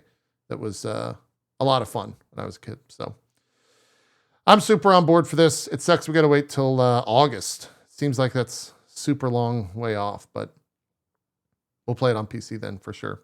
Because I would rather play this on PC and Steam Deck as opposed to Switch. But the dungeon was cool. There's puzzle elements in it. Small like platforming stuff. Made you had like different things where you can go and actually interact with them if you want to, or you can just rush straight to the boss. Boss fight was cool. It's a worthwhile demo if you have a Switch and you're wanting to check it out if what you're seeing on the screen is good for you. So that's Sea of Stars. Where do we want to go? What did you guys play? Name the first demo that comes to your mind, and we'll jump to that. We'll see. System Shock. Zeke, did you play System Shock? Okay, let's do System Shock. I didn't. People ask me, when did you play it? When you playing it? Did you already play it? I'm not going to because I'm going to play the game for sure right when it comes out. Yeah. It's one of those games that I will like take the viewership hit and the hype hit that I usually do, and I'm gonna just say fuck it and play it. Yeah, so that's where I'm at with that. Would you call this System Shock 2023? Like, what is? It's on Twitch and in IMDb. It's just System Shock. Okay. It has a different icon. So gotcha. There's System Shock with one icon and System Shock with a different icon. Cool. Let's hear about it, Cohh. It's awesome. Oh my god, dude. It's fantastic. I actually was in the exact same boat as Zeke, but then I was like, you know what? I think I like this game enough to where I could just play the demo and then just happily play it again when it comes out. Like, it's not really spoiling anything because it's based on the first. Granted, I've never played the first, but I thought it was going to have a lot more than like similar to the first demo, which I did play. But sure enough, dude, the game, it's just by today's standards, it's great. It actually looks really good. It runs really well. It's got a very interesting environment. There's like a lot of voice acting. It's got a bunch of fun mechanics. It's basically an excellent immersive sim. And I strongly recommend that people check out the demo if they have not heard of it yet or seen it yet. And it is super freaking cool. Where's it at on like the scariness factor? Is a game that, you know, not really. Yeah. No, there's not any jump scares or anything like that. Really, there's like, you know, weird biological horror stuff, but I mean it's nothing like Dead Space or something like that. Yeah. It's much more about the kind of immersive sim elements. Yeah. Any like, I guess it's hard because you didn't play the first one, so I can't like ask comparison questions. It seems like they just made it. Did it feel like it was a game that was made today? Yes. Okay. This feels like a game that is current day. Absolutely. Yes. Didn't like have remnants of old systems that they kept for nostalgia factor or anything. And the cool thing that Night Dive did was their goal was not only to remake System Shock, but it was to make a current interpretation of System Shock. Everything in it felt great. Even though a lot of the parts that I was like, is this the old one? Is this the old one? Chat was like, oh yeah, that was in the old one too. The only things that I'll say feel a bit dated, if you want to talk about like, you know, things like, I mean, obviously the level design is a little bit similar to the first one. So it is kind of like relatively gritty and things like that. Like you can see the graphics are obviously a little bit retro as well. You know, there's some pixelation in a lot of the stuff on purpose, things of that nature. Yeah. But it still feels great. It still feels great. Cool. When does this actually come out? Because I feel like this has been a thing for a while now. I think they announced it. Let's see. March 2023 is when they say, but oh wow, I don't know if it has an exact date. Yeah, it's coming out. It's coming out pretty soon. Yeah. Is 2023 the remake year? I think that's just kind of the beginning of the year. There's been a lot of remakes. There's a lot of remakes this That's year. kind of the industry these days. Kind of every year, yeah. I was gonna say. Yeah. If they're not sure if the IP is strong enough, they'll put out a remake, see if it sells well, then use that as, we'll go and make the next one. Fuck it. Pretty much. That's how that goes. Oh, I like the lighting system. It does have like this weird retro, but new graphic style. Yep. It's interesting. A lot of the lighting stuff looks great. There's like this whole VR part of it that was really cool. It felt really good. Music's great too. How long was it? I heard this one was like 3 hours. That's why I stayed away from it. I didn't finish it. Oh, so okay. I'm not sure. Yeah, I got to the point where I was like, okay, I've seen enough. This is awesome. Like, let's do it live. Got it. I'm just. Is that a doorbell and a phone call? Oh, you're muted. Yeah, it's like a ring. Oh, Yeah, okay. so- There you go. Oh, okay. Yeah. Cool. That's System Shock. Short and sweet. And you didn't play it, JP? No. I looked at it. I felt like System Shock, at least for me, was always whenever I brought it up or whenever it gets brought up, it was always touted as like, oh yeah, that game scared the shit out of me as a kid. So I was like, I don't want to play that if it's going to be scary. But then to hear Cohh say like, yeah, it's not that scary. Like, I don't think they went. I mean, the game itself is it's again like cybernetic horror. Right. There's dead bodies and stuff everywhere. But I didn't feel like I didn't feel like it was really that scary, to be honest. Well, okay. I mean, let's give it from 94. 2 is pretty scary. The original release date of this game was 94. 1994. Yeah. So I mean, just having done CD-ROM-a-thon and having people like, playing old scary games, be like, man, when I was a kid, this scared the fucking shit out of me. Yeah, I always heard the same thing. It was always that. Reggie in my chat says, it depends on if you think BioShock was scary. Some parts of BioShock were pretty terrifying for me. Like when you walk over and grab a plasmid and then all the lights drop around you and those guys like rush in. Like I remember that part pretty clearly. Or the jump scares in Infinite towards the latter half of the game. I did that. That's absolutely true. I did that in one sitting. That was about 13 hours in overnight. It's the VR part. Fully 3D, which is kind of fun. Oh, that's kind of cool. That is kind of cool. I need to take a brief AFK. If you guys want to move on to another demo, I will be right back. Cool. Yeah, BioShock Infinite scared the shit out of me. that part specifically. I love horror games, and I don't even remember any scary parts in that one. It was when you're walking around towards the end of the game, and there's the thing in the wheelchair across from the room. Do you remember the wheelchair guy at all? Yeah. Yeah. It was like, hey, I know that guy in the wheelchair is about to jump scare me. Oh, okay. I've been up since midnight last night. It's 3:00 in the afternoon. Fuck it. Move forward. Yeah. And I remember pausing the game and like having to walk away because I was so fucking scared. I was like, yeah, it's not fun. It's not fun. Yeah. So, yeah. It had some good jump scares in it. Anyways, that's System Shock. Dude, I played a shitload. So what I can list off some stuff that I played. Stand out for me, I actually removed them all from my recent. Like I uninstalled them. Did you? See, I did. The first day I was like, I'm going to install these because they're taking up a lot of space. And I honestly went, shit, I got to leave them there for drop frames. Yeah. I'll forget what I fucking played. I made that mistake. I think one of my favorite, did you play Fabledom?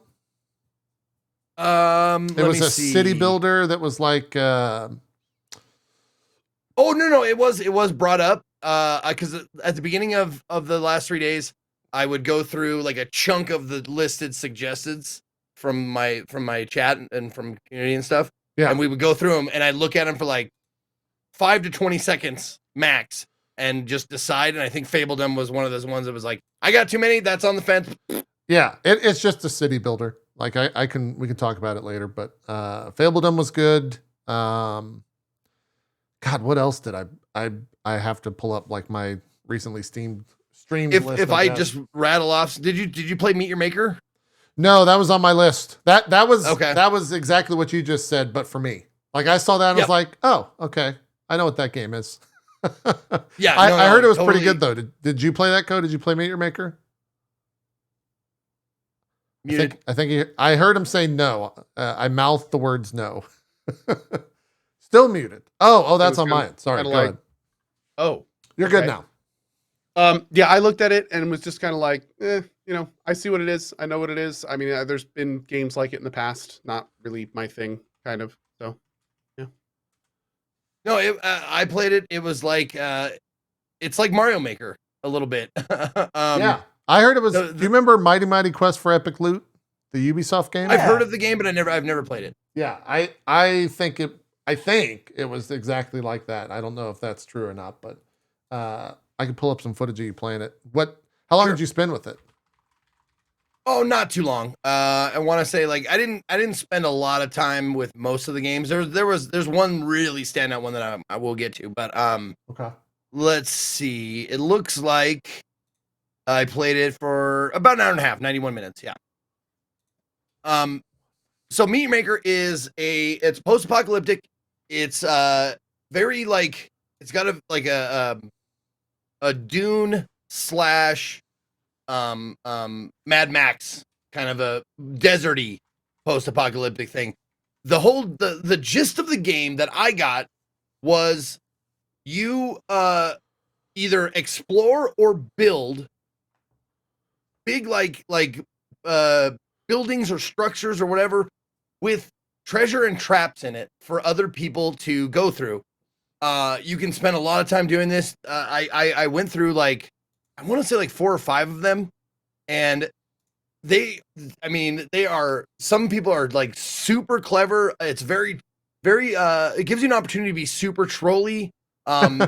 The reason why I compared it to Mario Maker is because you want to do it.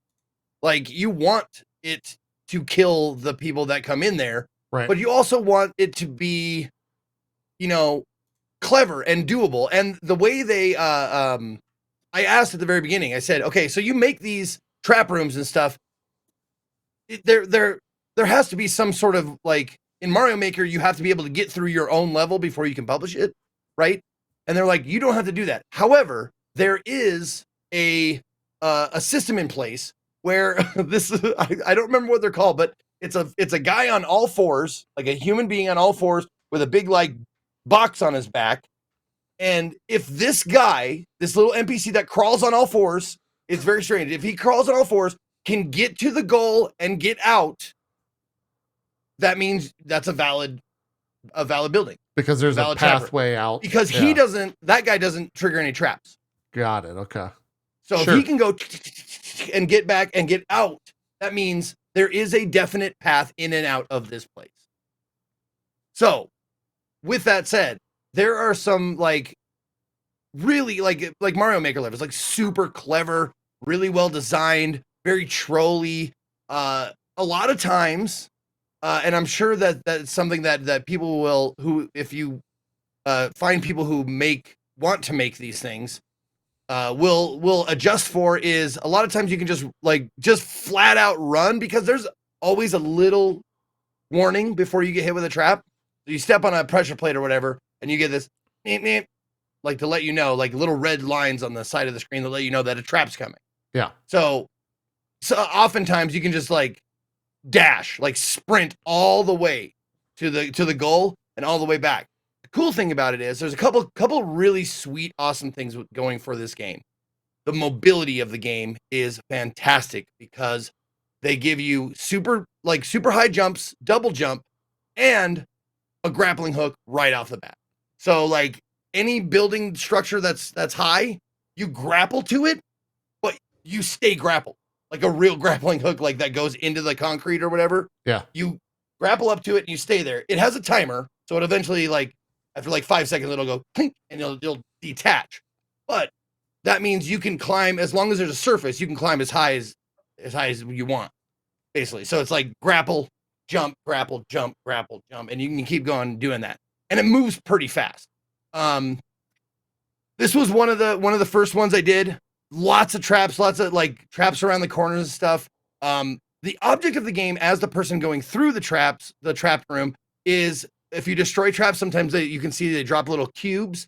Those are currency or crafting materials, stuff like that. The story of the game didn't seem super duper important to me. It was very, there's a giant brain fetus in a tube or in a container of I don't know, amniotic fluid or something, that's telling you you're our last hope for blah blah blah. I didn't really pay attention because I was it ended up not really even mattering for the demo. It doesn't matter if you're the last. And also demo. Yeah. So I don't want. By the way, that's a mistake a lot of demos made. It's don't story me. Don't story me right off the bat. Just give me the game. Yeah. It's a demo. Anyway, So it didn't seem like super important. The important part was going to other people's buildings, getting the goal at the end, and then coming back out. Cool thing is that you can set traps that only trigger after you get the goal. The I don't know what it is. It's some currency building material thing. It's like a pink vial. So you go all the way in. Wow, you got murdered right there. That trap was awesome. That was fantastic. Yeah. And you see those cubes at the top? Those are acid cubes. Oh, geez. So there's acid cubes above you in this person's trap room or trap building. There's acid cubes above you, and it obscures one of the traps is like a grapple arm that like grapples your entire body and pulls you up, so you can't see it. You're just like, oh, the ceiling is full of this, and it shoots right through the acid blocks, grabs you and pulls you through it, and then there's flames at the top that fucking roast you when you're up there. It's great. It's messed up. But yeah, you can go and break all the traps and stuff like that. You grab the thing, the goal, which is usually at the end or in the middle, like of the, structure, and then watch out for traps as you leave, because some traps only trigger after you get that. So you can have like they fuck you coming and going, which is fantastic. And it's one of those things where I didn't feel it as much. Like there was a little bit of it when I played Mario Maker and played other people's levels and shit. This one, you kind of go into it knowing that trolling or, tricks are the thing. That's like the through line. That's the whole deal is tricking you into dying. So I didn't like when you die, it's more like that was good. You feel like, fuck, dude, that was a great trap. You tricked the shit out of me. Yeah. That was awesome.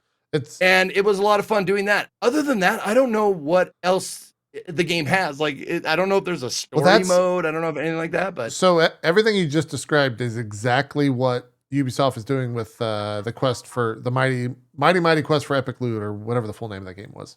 It was the same. I had the same exact thing that you just said. Of that was cool. They made a pretty cool level. What else is there? Right? And that's where I feel like these games have a really cool premise, but I don't know like if it has, unless you're the type of person that loves a Mario Maker deal where you just do these levels nonstop, right? Like if you enjoy doing this over and over and over and over, it seems like the perfect game for you. I didn't even get into the building side of it. You were just doing other people's levels? Yeah, not that it would have been for me anyway, but it's like I didn't even get into it, so I don't know how easy or hard it is. And it seems like that's like 50% of the game I didn't even touch. Yeah. So Gorn in my chat says the game has research trees. You unlock gear for your guy and stuff for your builds. It's quite deep. Okay, so there is some added stuff to it. When you get to your ship, there are 5 people like sitting in chairs that are the specialists that you give mats to. Like the video game thing is you give them mats and they make you shit. So you go up to them. You've collected these mats from these trap room dungeons. And you bring it back and they say, okay, here you go. Here's a better suit. Here's a better gun. Here's a better this or that. Yeah. One of the cool things about this is, at the very bottom, you can see my gun has 2 of 2. It's like a 2-shot harpoon gun, which means cleverly, some people were like, I know it's a 2-shot harpoon gun, which means you can shoot those 2 harpoons and you can go retrieve them and then, reload. But that makes for better, like another trap. Like I know they're going to shoot this. So I'm going to have a trap over here when they have to retrieve their harpoons. Hold up. I'm going to have a trap for them. Yeah, it's great. There's no use mentioning it. We're just going to keep going. Barry's already looking up. Okay. But yeah, I don't know where it goes from here. Yeah, I mean, it's made by the Dead by Daylight devs, so hopefully there's like some, they and continue. Apparently there are like quote unquote like difficult, hard, expert level whatevers that are made by the devs of the game that you can unlock somehow. I don't know how you do that, but you can see dev made levels at some point in the game. I heard rumors, blah blah blah. Huh. Okay. They don't Yeah. give you one to start out with or anything. You're immediately thrown. Oh into yeah, no, they community. give you the basic one to start off with to tutorialize you and tell you like the goal of this is to get here without dying and grab the thing and then get out. Yeah. And then if you ever lose your way, you can wait. And if you see that little crawly guy with the fucking thing, you know, like, oh, he's either going to the exit or he's going to the prize, the treasure. Yeah. Yeah. Cool. But it's graphically really well done. It handles great for a first person game. Everything felt like that guy right there. That's the guy. That's the walker. Yeah. It handles really well.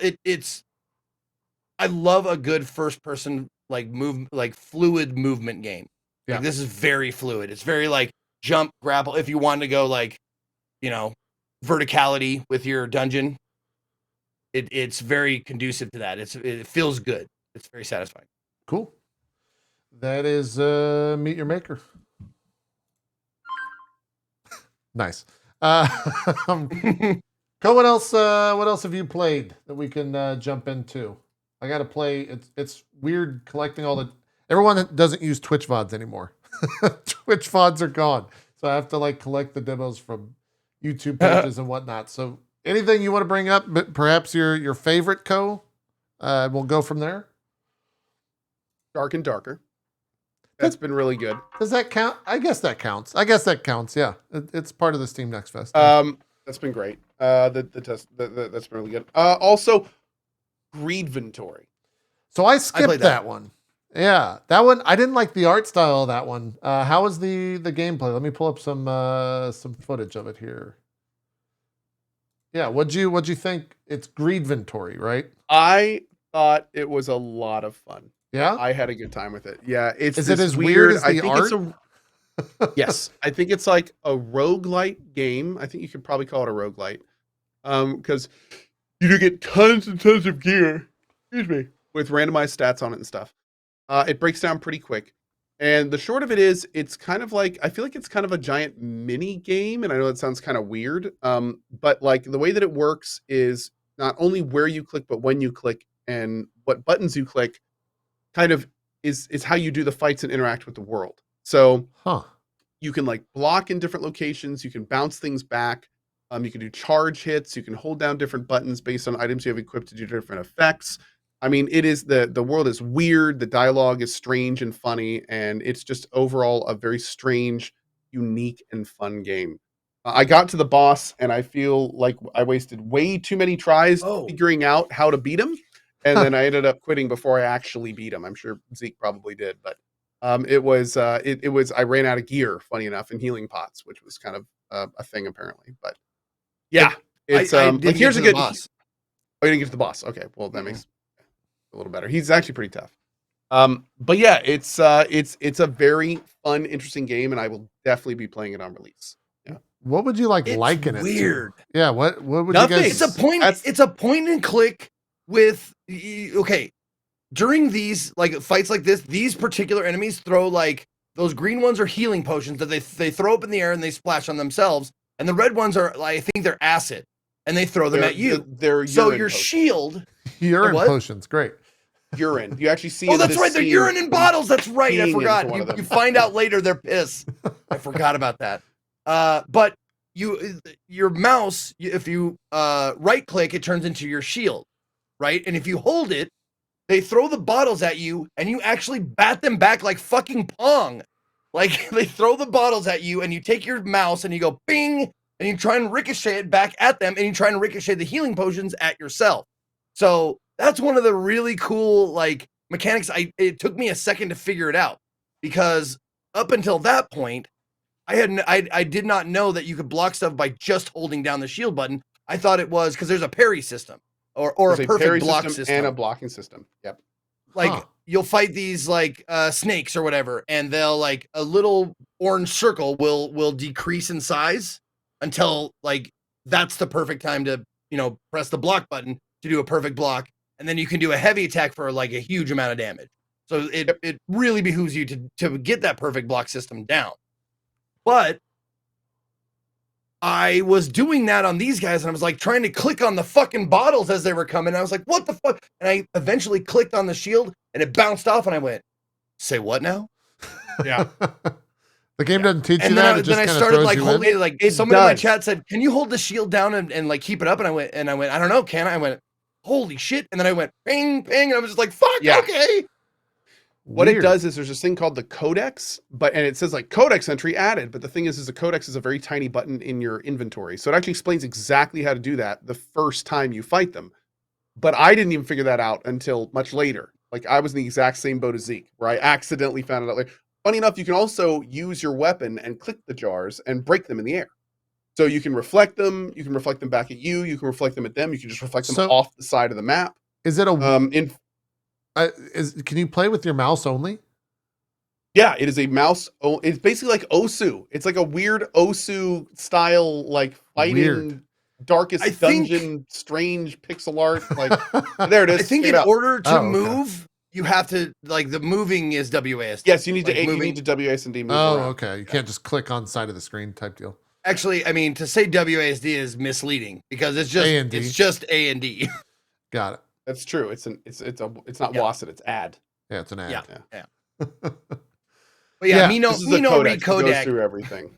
Yeah. Yeah. It I watched the trailer for this and it was actually I was like, yeah, we'll check it out. Chat kept mentioning it. And when I saw the trailer, I was like, if I had to describe Zeke's entire aesthetic, it's this game. And so then I just skipped it. But yeah, I was Understandable. I was hoping you would play. Look, it even this. says it in the back. Look in the very back. Oh, on the wall. wall. Yeah. Actually, there's spray paint. This part is hilarious because these guys are on a testing range where they're just constantly throwing like knives and piss jars, and you have to like work your way up while killing them, while defending this barrage of them coming at you. It's actually it's really fun. Yeah. This is about the point where I switched games. I was enjoying myself Cry me immensely, a river, but bitch, baby. The dialogue's about what it was in the trailer. Dialogue's ridiculous. Yep. it's out there. The dialogue and the story and the NPCs and stuff you come All of upon it is weird and strange. a lesson in absurdism. It's just it doesn't really matter, but it's funny to read it. Wow, it actually looks pretty hard. It can be. There are times, it can be. there This are times part, that it's pretty tough. Yeah. This is when I switched games. On top because of I was this, like, I died, and I was like, okay, it's time there's- to switch. We've been playing this for an hour and a half or whatever. On top of everything going on now, there's also a super tightly timed dodge mechanic where your character actually goes in like translucent. Like if the guys throw knives, like the guy right here, Oh. you have to do that. Like you only have a very brief window, so you have to actually nail it every time. I think of the 20 times that I got knives thrown at me by these guys, like I got that phase out once. So the orange circle, if you saw it on there, that's the melee attack that you can parry. The slices you see are me actually clicking and attacking. You can hold down the buttons at the very top right. You can see there, if I hold down W, then it creates a bleed whenever I attack. If an enemy's bleeding, I can hold down Q and do a heavy attack, and that heals. So there's like, and those are all dictated by items that you have equipped on your character. Weird. There's definitely some intricate stuff. The one thing I wanted to ask you about was the item durability is very weird. Super. There is low. item Super low. durability in it, but sometimes when it gets to like the 0 mark, I don't know what the percent chance is. It could break or it could level up. That's right. And it goes to full. 0 durability on your weapon, your hammer, your club, And I or think whatever. that's why things break so quickly. So there's like a very small percent chance that when an item breaks, instead of breaking, it like goes to show break, and then it comes back as a higher level version of itself. So yeah, it's weird. It's a weird system. I agree. It seemed to work pretty well. I would have liked it if some of the items stuck around for longer. But thankfully, like when an item breaks, generally, if it's an armor piece, then it disappears. But if it's a weapon, then it generally just like loses an effect or something. But it doesn't disappear, so you can keep going. You know, it's not like you have to have a bajillion Zelda style weapons on you. Yeah, you can fight with 0 level weapons still. Like they'll stay. It even says like unbreakable now because it's at the lowest level. It can't break. It can't go down any further. But you still get to keep it. Yep. Because if it did break, armor, like, however, does break. There's no fists. Oh, okay. Like, Yeah. As far as I know. There are no fists. That's exactly right. You nailed it, Zeke. There are no all your armor does break, but you do get a lot of loot. I mean, it's Greedventory. Like you're constantly getting an influx of loot. There's items that click on the background, like pots that break that have items. There's chests. There's bags. Enemies drop loot. Let me see if I can find Did you find the greasy NPC? The one that was hiding? I did. And we had a little talk. Weird. Let me find the boss. Hold on. Hilarious. The trailer for this game is wild, but it shows a lot of the boss fights, and it was, yeah, it's very wild. Very weird. It's very wild. Is it towards the end of your playthrough for the boss? Oh yeah. I ended on the boss. Oh, okay. Here. Oh yeah, this guy was in the trailer. Yeah. Is this like phase 2? So this dude is tough. And the problem that I screwed up on is, okay, so all of those, when they spawn, they go at the location that the orbs appeared in, which are not always right where they normally are. So you can see how much damage I'm doing to the boss at the bottom. Now, if you miss this stuff, you take a lot of damage. And also, if you look at my stamina up there, that yellow bar, you also have to balance that, because if you stop getting that, or if your stamina isn't enough, then he does like a dodge attack, it takes stamina to dodge, like that right there.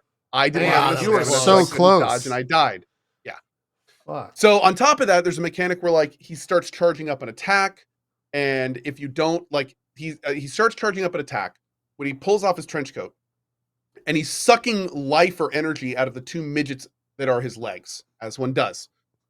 Now, if you just attack one midget, which I did for like my first 3 attempts, he heals back like pretty fast. Like you have to like madly, wildly click. So for the first 3 times, I was like, oh man, these guys heal really fast.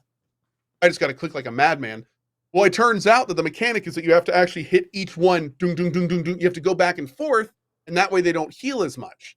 So I didn't even figure that out until later, until I died multiple times to his instant kill. Because if you don't do that, then he instantly kills your character. So there's like all sorts of little gotchas. He has like the ground attack. He's got he summons an ad and kills it, so there's a blood pool, so he can summon faster things.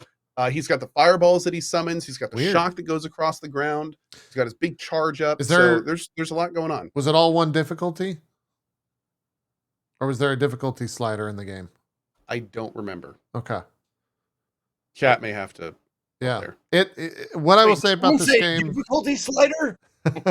What I will say about the game, even from the trailer, I had a very hard time pinpointing what this game was like for comparison's sake, and it sounds like you guys did as well. This game is a roguelite plus Darkest Dungeon plus Osu. That's what this game is. That's fucking crazy. It's crazy, it's unique, and it kind of works. Yeah. I feel like the biggest... What is Osu? Osu's that game that's kind of like Guitar DDR, Hero, but you have to click around the... Yeah, it's DDR, but you have to click around the screen. Yeah. That it very much feels like that. It's all about timing and mouse location, which is exactly what this game is about. It's about timing and mouse location. I think the biggest hurdle for this game, for like a larger audience, is probably going to be the style, because it is a weird game in every sense of the word, in terms of like what you're fighting, what you're doing. Just the visual 100%. Presentation is Zeke, you said absurdist. I think that's probably a pretty fair way to totally to agree. Say it. Yeah. Absolutely. It's a great way to say it. Yeah, it's very much like it feels like a child made like enemies and that kind of stuff, but an adult drew them. So like what if it was a big fat guy and like he has one big eye, but he has like a big coat on, and it's like an adult artist is like, okay, let's see what we can do. What was that comic book with the T-Rex cop? Did you ever hear about that, Zeke? Where it's like the animator or the artist had his son describe everything in the book, and they just made a book. It's that same thing. It actually did very well, I want to say, as a comic book. Chat will hopefully tell me the name of it here soon. But honestly, it reminds me of here's the mechanic. XCOM. There you go. Yeah. Oh yeah, you're right. No, it reminds me of my buddy's DP Sour Kool-Aid show. We actually made Iron Face his 9-year-old to 12-year-old stories We made them into a comic book drawn by a professional comic book artist. Yeah. And it's fantastic. It's a 9-year-old story with real awesome comic book art. Yeah. That's pretty much, I think, what Axe Cop is as well. Do you kill him here, Code? I don't, because I run out. I think it's the same thing as before. You run out of stamina? Oh, no. Well, no, I think this time you actually may. I ran out of stamina, and I can't kill the legs fast enough. Oh, and he does another fireball thing? Oh. Damn. Oh, but if you saw this drove me crazy, because if you go back a little bit, you'll see I actually killed the second midget, but he still cast the fireball. Oh, it's there's still, one, yeah. There's the other, and he still cast it. Yeah. It's just like, man. I think at that point I was like, I'm done. I'm good. I used my last health pots. That I was get the it. nice. We're good. That was the greatest part about demos. Is But I was I just will like, say- oh, I'm good. I'm done. I will say, I loved it. Yeah. Like I thought it was great. I thought it was extremely unique. I thought it was creative, and I got to say that I am like, and especially now that I knew how to do this boss, I almost considered replaying the demo from the beginning and like saving my equipment and stuff. But no, it was a great time. It's a super cool. Good time to mention, by the way. We haven't mentioned this on the show, and this goes for anyone watching live or recorded. If you play a demo on Steam Next Fest, or really any demo ever, please, if you like it, click wishlist.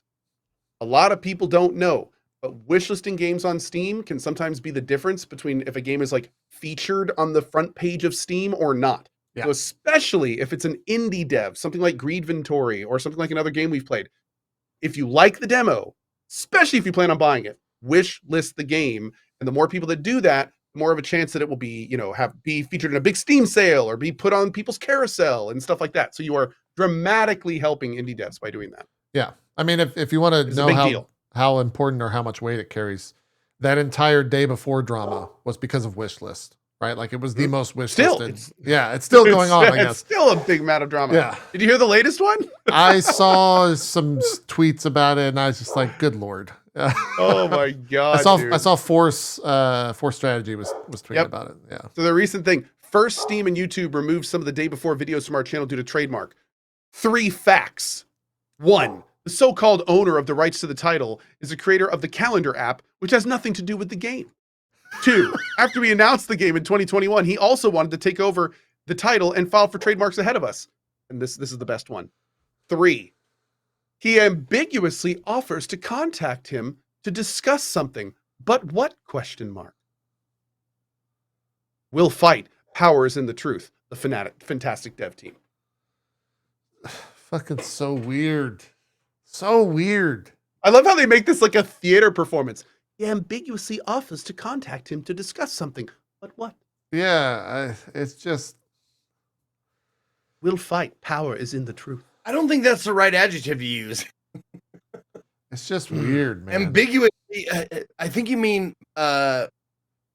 maybe deceptively or duplicitously or something like that. Like, I don't, Zeke, see, here's the thing. It For depends them how to you properly view it. put the right word there, they'd have to know what they mean. And I'm not convinced they know what they mean. Very true. So yeah. I don't think it's an option of the right word. It's very true, man. That whole thing is just fucking bizarre.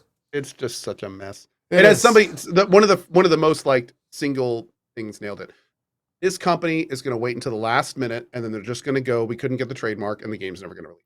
Yeah. That's that. If that does not happen, I will be baffled, surprised. Let me ask you this.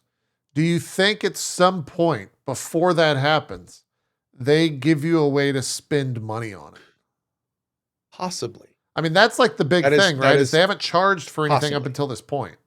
Yep. There's been no money It exchange. could be that this is all just for PR, and that they eventually will release like a founders pack deal or something. Want to help us support our fight to get our trademark back? Or just buy a crowdfund founders it, pack. Yeah. Yep. The big red flag, the huge red flag, is going to be if they set up some way to give the money that isn't Steam. Right. Because that would mean that people are going to have a much protection. harder time getting their money back. That's Yep. right. So if that happens, that would be one of the largest, most glaring alarm bells, red flag. Like here's a GoFundMe for our legal funds for your trademark. God. Really? Okay. Yeah. Yeah. I could see it happening. I could see it happening. Did either of you play Inkbound? Yeah. Okay. I Inkbound think so. seems like it's a pretty that was probably my second favorite demo next to Fabledom. Really? Wait a second. Now that I'm thinking about it, I passed that game. It is very much not a, how do I say this without, it's not the most visually appealing game. It's very like basic. It's very bare bones. I'll show you. This is Inkbound right here. Let me change up the game name, put it on screen. It, how do I even, Zeke, how do you describe this game? Did you not hold play on a this? second. Maybe you didn't play this. Oh, no. Okay. Now I remember. Oh, yes, I did. I did play this. Yep. Yeah. So Inkbound is like a multiplayer roguelite XCOM thing. Okay, you say XCOM. I'm looking at this gameplay. But I'm not seeing any XCOM. XCOM is another word that I shouldn't use. I should just use strategy. It's a strategy game. Okay.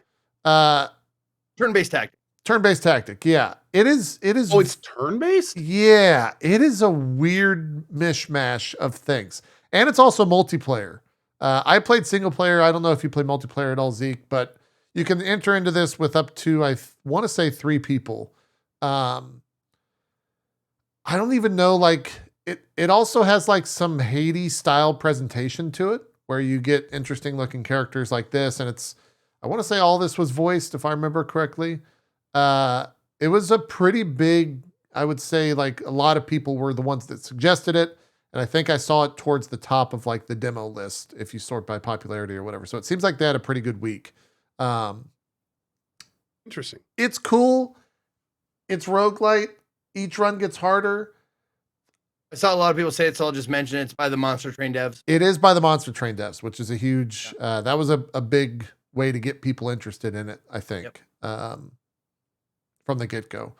But yeah, my issues, I think, initially were that it came across like it was too simple in like the tutorial fights. And then they threw me to like I went to the actual areas and it was like fine.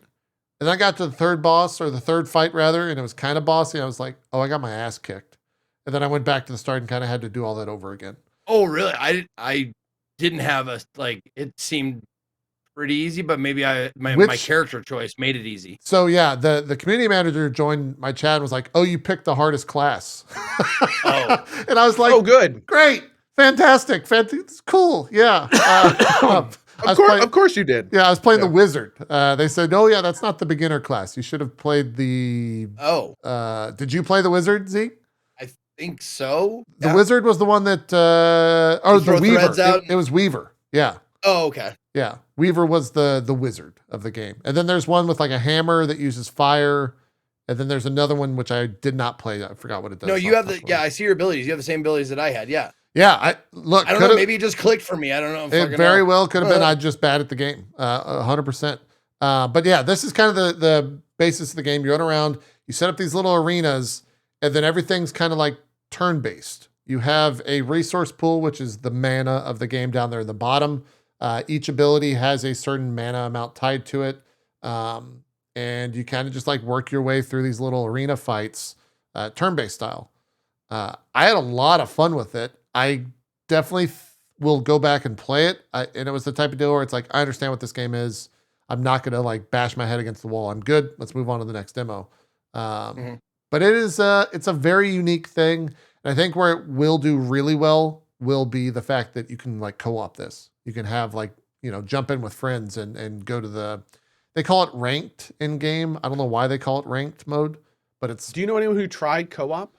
I don't. I had a bunch of chatters. At the same time as your other person, or is it? Let's see what chat says. Because that is a good question. You could drop relics for your friends. Relics are like items, I think. You get a bunch of different items. These are also things that you can loot after. Relics are the power-ups, right? Yeah. Okay, that makes sense. Yeah. Those little on the right-hand side after the skull with a sword. That's where your relics go. So it's just right. Like your basic like. Your crit percent goes up by 10% or whatever. Yeah. Chat says, yes, you move at the same time and each action counts for everyone. So I guess that could be good and or bad depending on who you're playing with. But yeah, I had a great time with it, Zeke. I'm curious if you had the same experience with it, or sounds like you had an easier experience with it.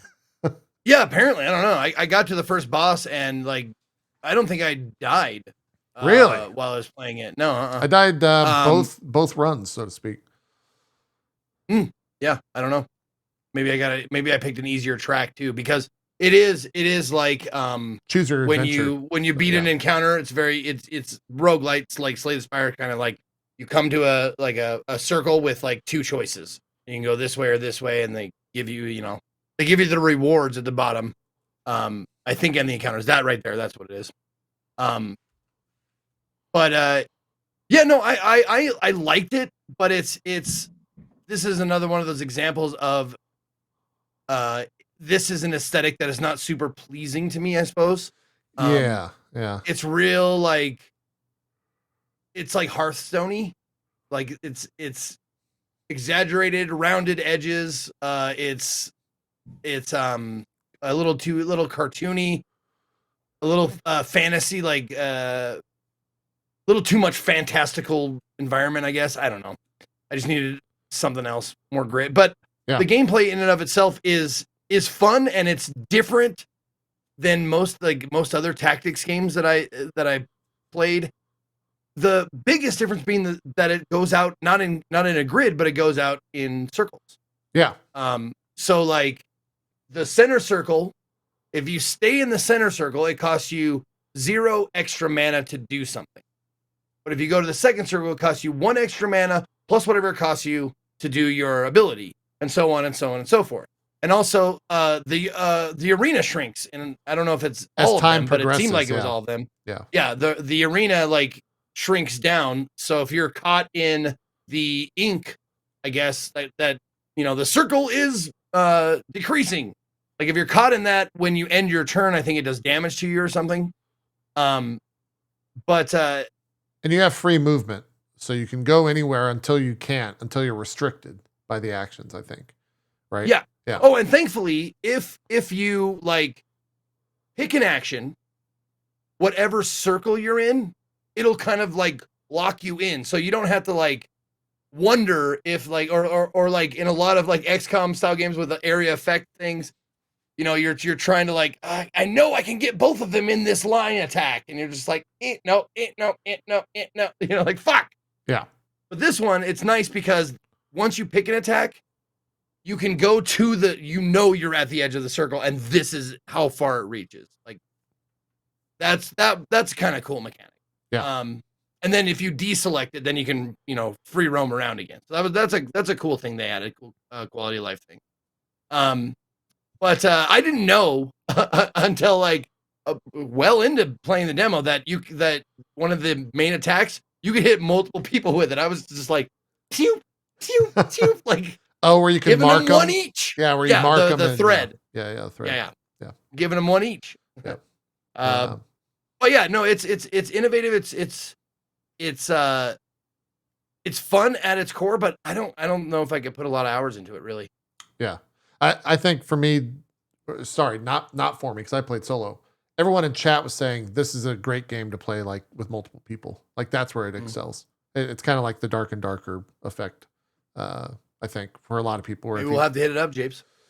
Yeah, maybe so. The ranked mode was also harder. I don't know if you did a quote unquote ranked level. I got my ass beat. Like first fight dead scenario. Yeah, I didn't even get to the boss. So there you go. Oh, someone said another thing we think about is you can switch classes and appearance at the hub before any run. Yeah, I went back and swapped to the Smite Miner, whatever the first one is with a hammer.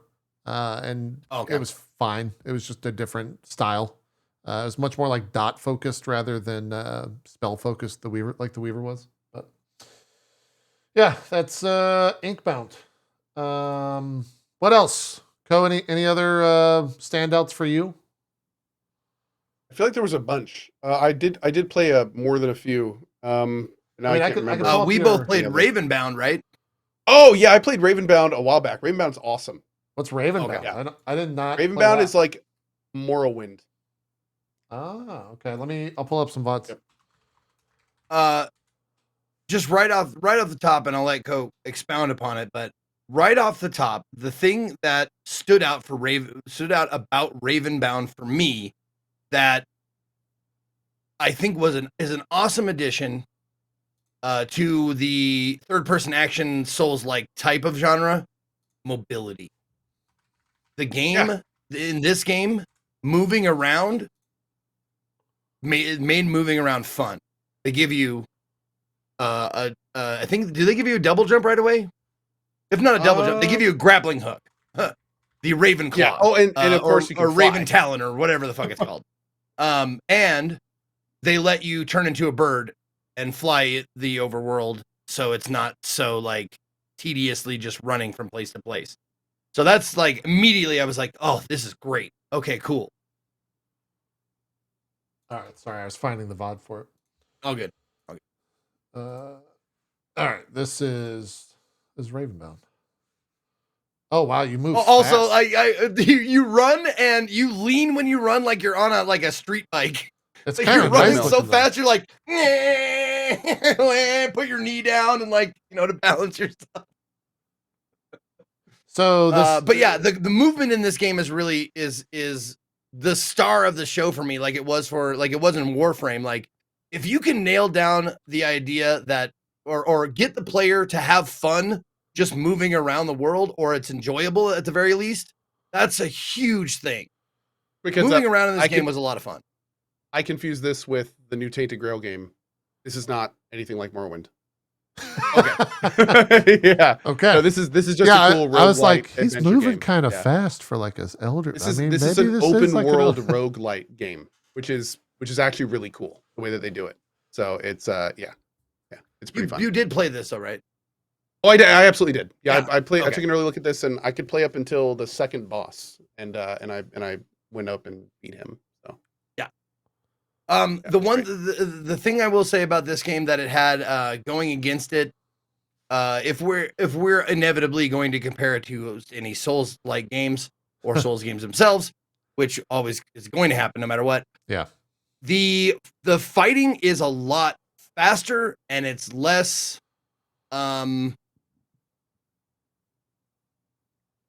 slice dodge roll. Like, it's not that. It's more like, oh, I got hit. Okay, I'm backing up a little bit. Okay. There are perfect parries, there are perfect dodges, there are all that shit like that. But a lot of it is just like you're fighting on ice skates. And as weird as that sounds, it's kind of fucking fun.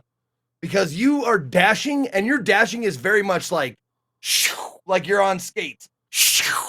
So you're doing that a lot, dodging and like, it feels like Batman for cuts and stuff. It's Batman style stuff where you're sliding around and doing all sorts of like, acrobatic stuff. But you're totally agree with you, Zeke. That was a hell of a reveal.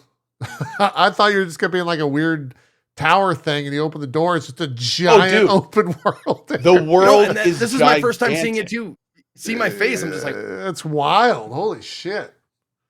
The world is gigantic. And what's cool is the way that it works is you open chests and you get roguelite type items.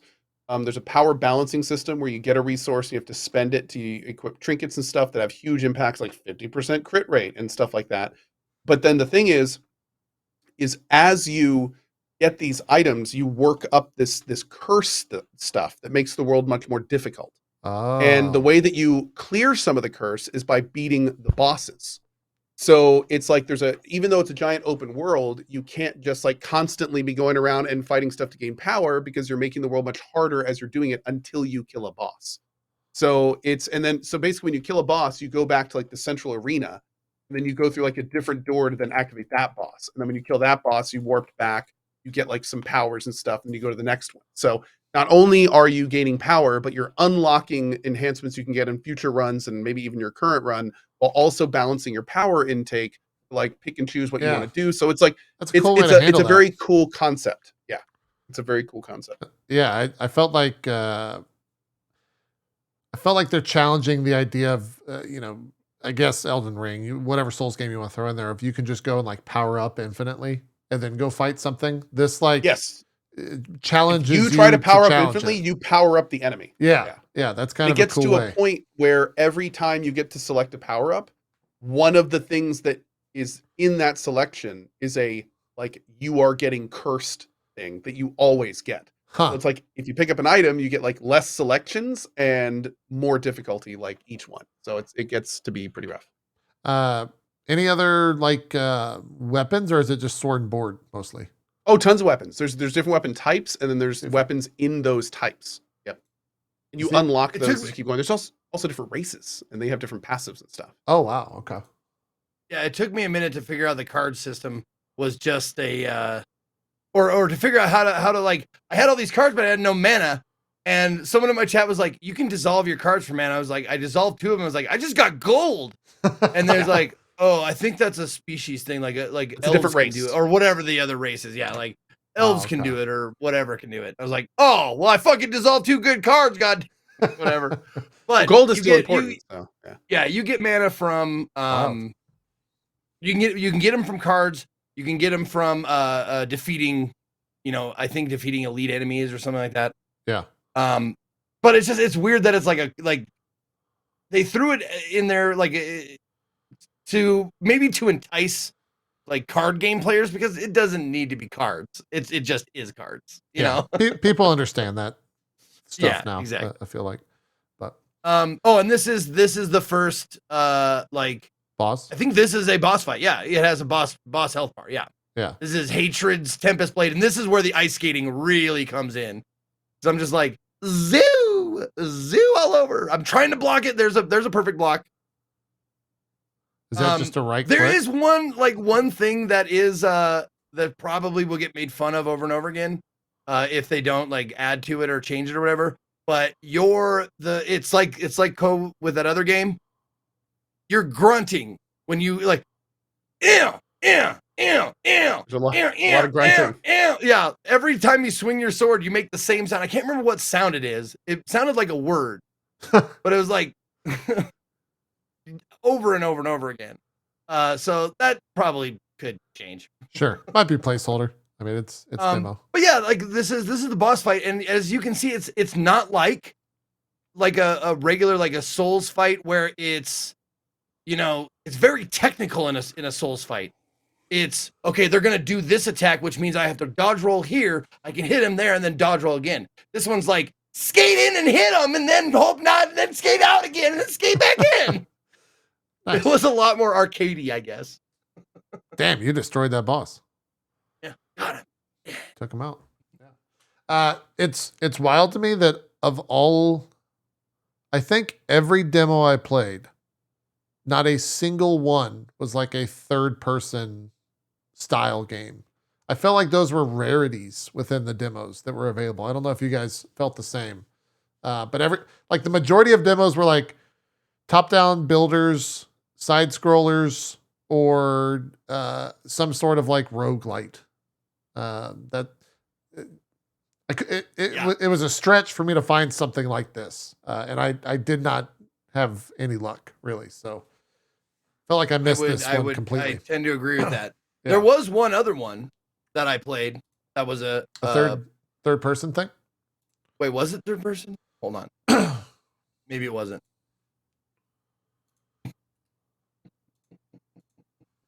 My Steam is acting funky right now. I don't know why. It's not opening any pages.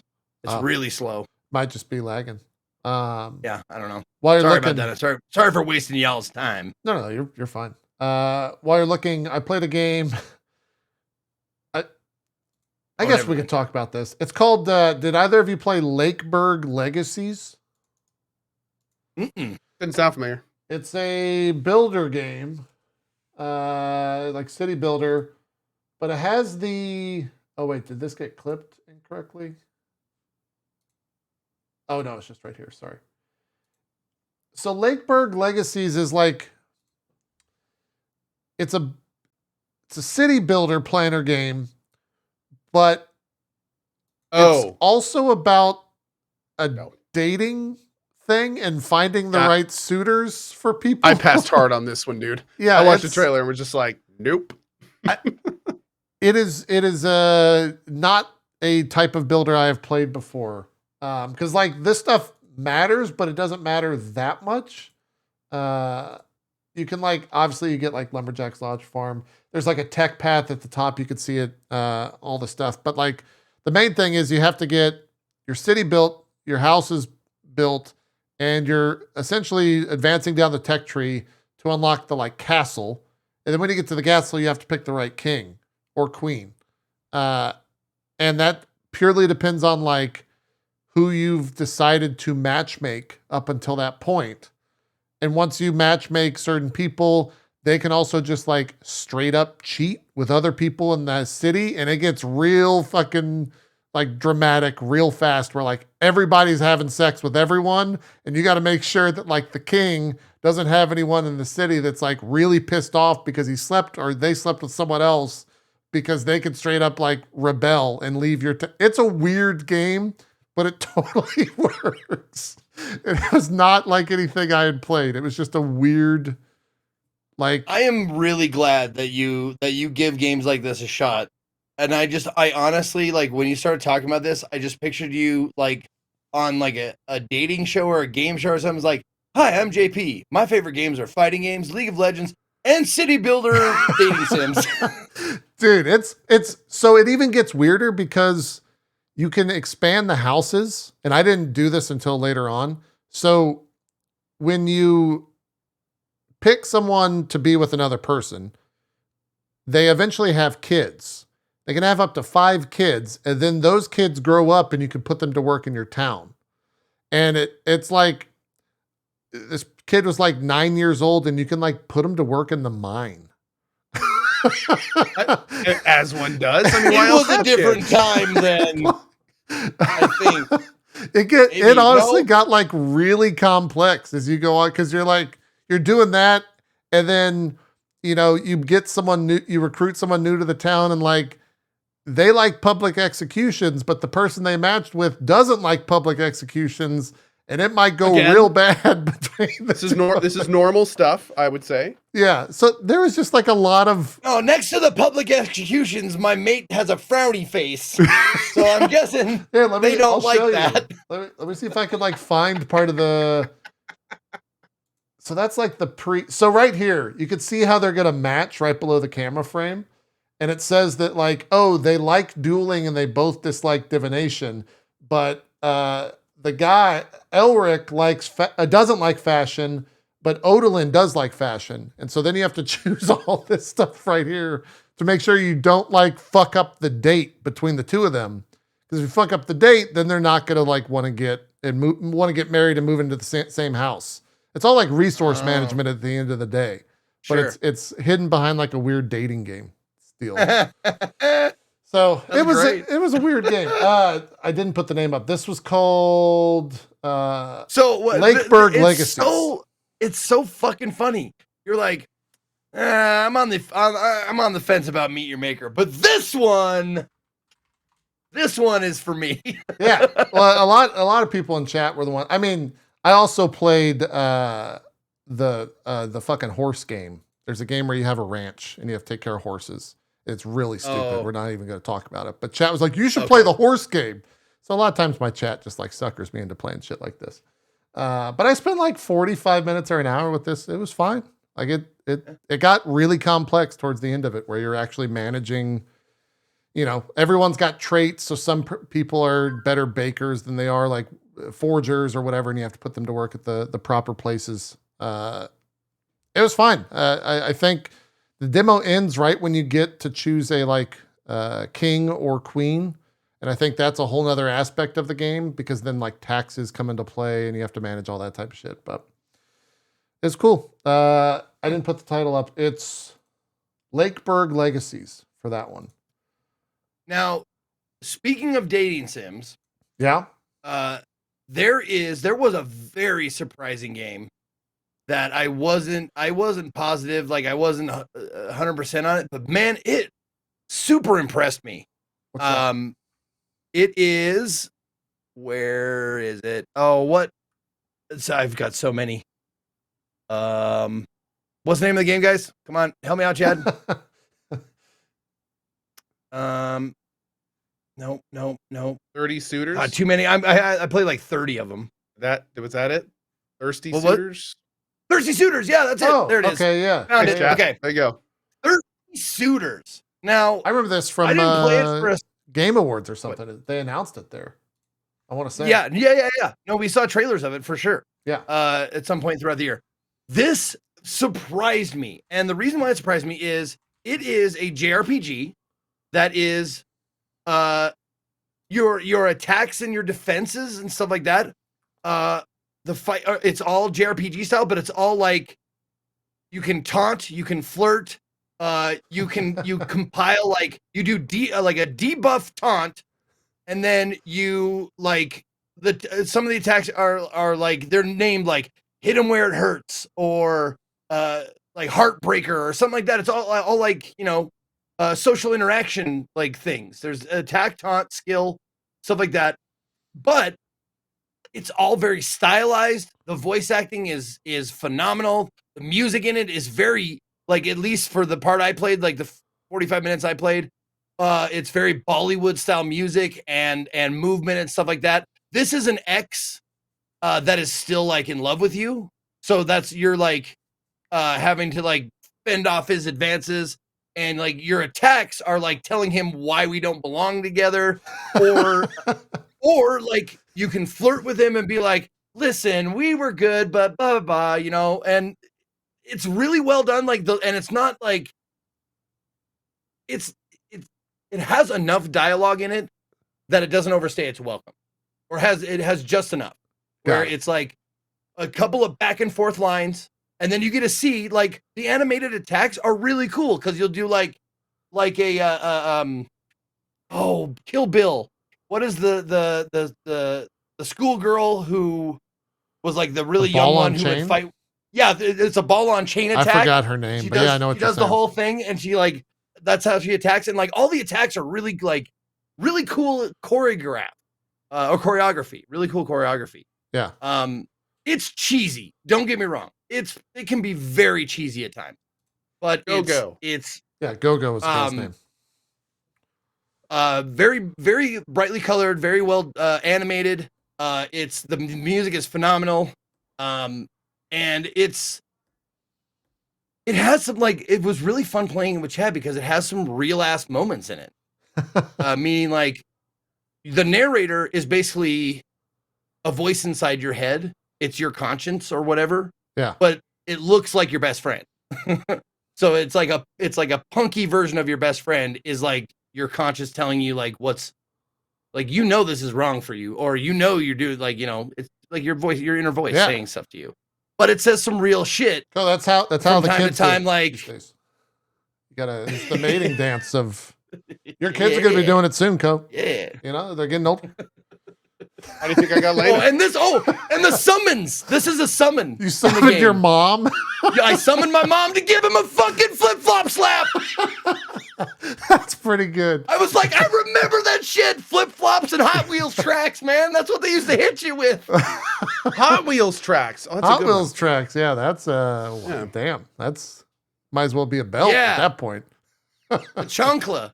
That's crazy. Absolutely. Yep. And, it's shit like that, but it's when I was talking about like the real shit, it'll say like, you know, no matter what, your parents are going to be disappointed in you. Your inner voice says, and it's like, oh fuck, Jesus, you know, like that hits. Yeah, I get like big Scott Pilgrim vibes from this. Is that track? Okay, yeah. Yeah, a lot of people did. A lot of people got Scott Pilgrim shit from this. Yeah, cool. That's and it's also the JRPG elements are also the cool, like, not super difficult interactive style. So like you pick an attack and then there's timing, like quick time, like a couple of quick time things in the middle. So it's like, I want to do a taunt, and then it's like, hey, left, and then you do it. Cool. Oh yeah, you can see a little bit of it there. Cool. That's Thirsty Suitors. We'll bring Cohh back into the mix. Cohh, did you play Phantom Brigade? I played Phantom Brigade last Steam Fest demo. Okay.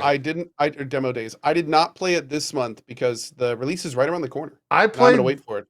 I liked it. I played 19 minutes of this game, and it's not because I didn't like it. It's that this game is so fucking complex that I like sat there on stream and I was just like, All right, so we got 5 seconds of movement, and I think I could shoot that guy. And no, I've hit the escape button, guys. The game closed, so we got to move on to the next one. Like, it's so it's a little complicated, but it's super cool. Yeah, it seemed very cool, but man, the premise of the game, I guess, to explain why it's so complicated, you have the ability to see what is going to happen 5 seconds into the future or something like that. And you can react accordingly by telling your mechs to essentially follow kind of a path that you set. And they will, follow said path for 5 seconds of like, go to this place, wait here, attack, stop. And you set all that stuff, and then you press go, and the game plays out. And that's a very, very simple explanation of it. Because it got after the first thing, I was like, "Oh, this is too much. Like, I can't." Can you do me a quick favor? Can you bring up the Steam store page on this or not? Yeah, I can. Okay, and go to the 5th image. There's 3 videos and 2 images. So go to the 5th image. Okay. And this, I just want to show people. Like, I had it downloaded. I was like, "Oh, mechs. Okay, cool." I had it downloaded, like the demo downloaded and ready to go. The one of the UI or the mech standing there? The UI. You mean this one? Nope. The 2 before that. That one. Yeah. Actually, it's even before that, but yeah. But this same thing. Yeah. Take the scroll bar. For the images. Go back. Previous. I feel like I'm having a stroke right now with these directions. No, what the fuck? I know. No, the scroll bar. I click out. I meant click out of the image and scroll. The scroll bar of there. That 5th image, right in the middle now. Yep, that guy. That was the one where I looked at that shit and I went, "No, wait, what is this?" And that. Yeah. It was like, I saw JP this. seeing a giant spider. I saw this and I was like, damn, that looks pretty cool. And I'm sure Cohh saw this and he's like, oh my God. I loved it. Yeah. Absolutely. This, loved it. I made the comment, this is Cones of Dunshire. Like the fucking accountant game, the game made by accountants for accountants in Parks and Rec. Yeah. It's like, how are the rules? Are they complex? Oh, staggeringly so. I'm like, oh God, no.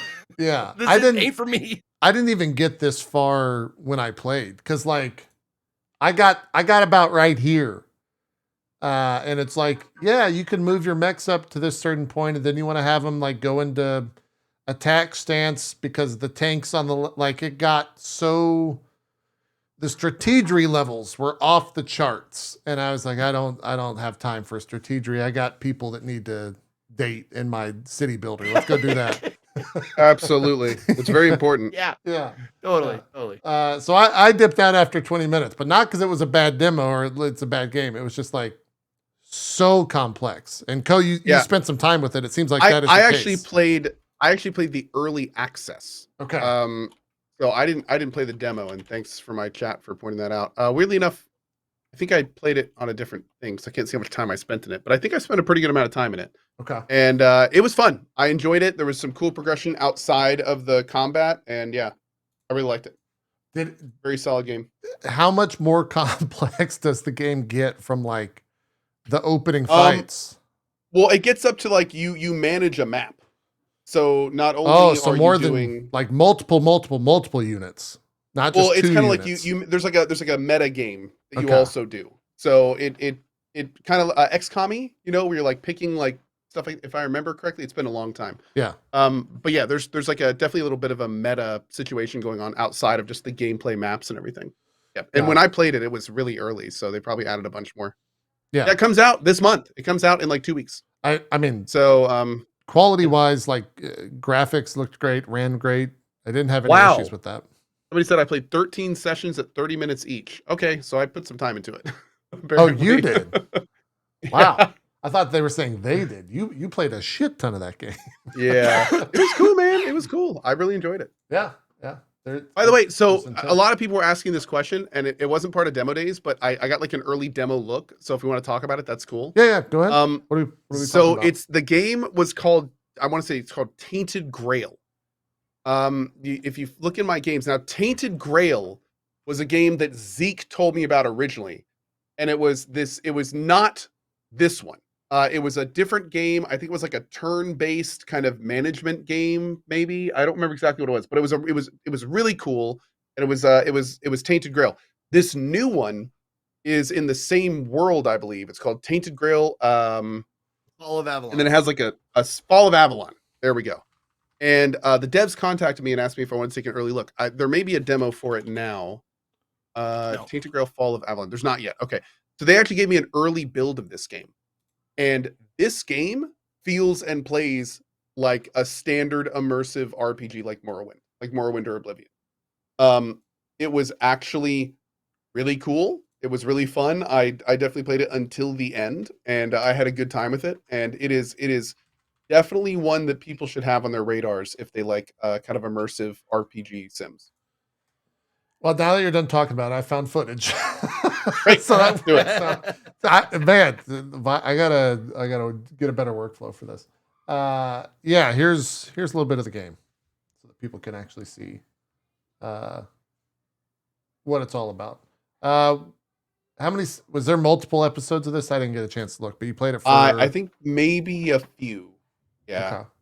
But it very much is like you can pick up and use almost everything. There's like the crafting wasn't in, but there's gonna be crafting. There's your standard kind of lock picking stuff.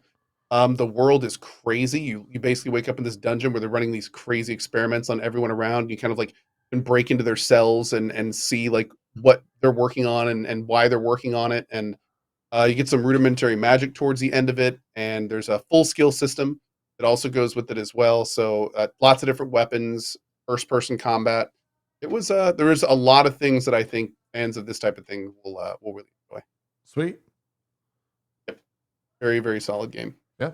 Cool. That's and it was super early when I played it, so they're gonna be working on it pretty hard. Adding to it, yeah. That's Tainted Grail, the Fall of Avalon. Before I forget, and I just want to get to like in case we run low on time or whatever, the best of my favorite demo that I played was called Bionic Bay. Oh, I'm playing that tomorrow morning. Yeah, Bionic Bay is fucking fantastic. It is a 2D side scroller platformer with atmospheric platformer, kind of like it's set up kind of like Limbo or Inside or something like that, but it's I saw the trailer for this. Yeah. It is super fucking fast. And that's, I think it's a very good choice because those games like Limbo, Inside, Little Nightmares, like the ones that are the atmospheric side scrollers, they tend to be a little bit slower paced, which works for them. This game is super fast and it is so fun. Nice.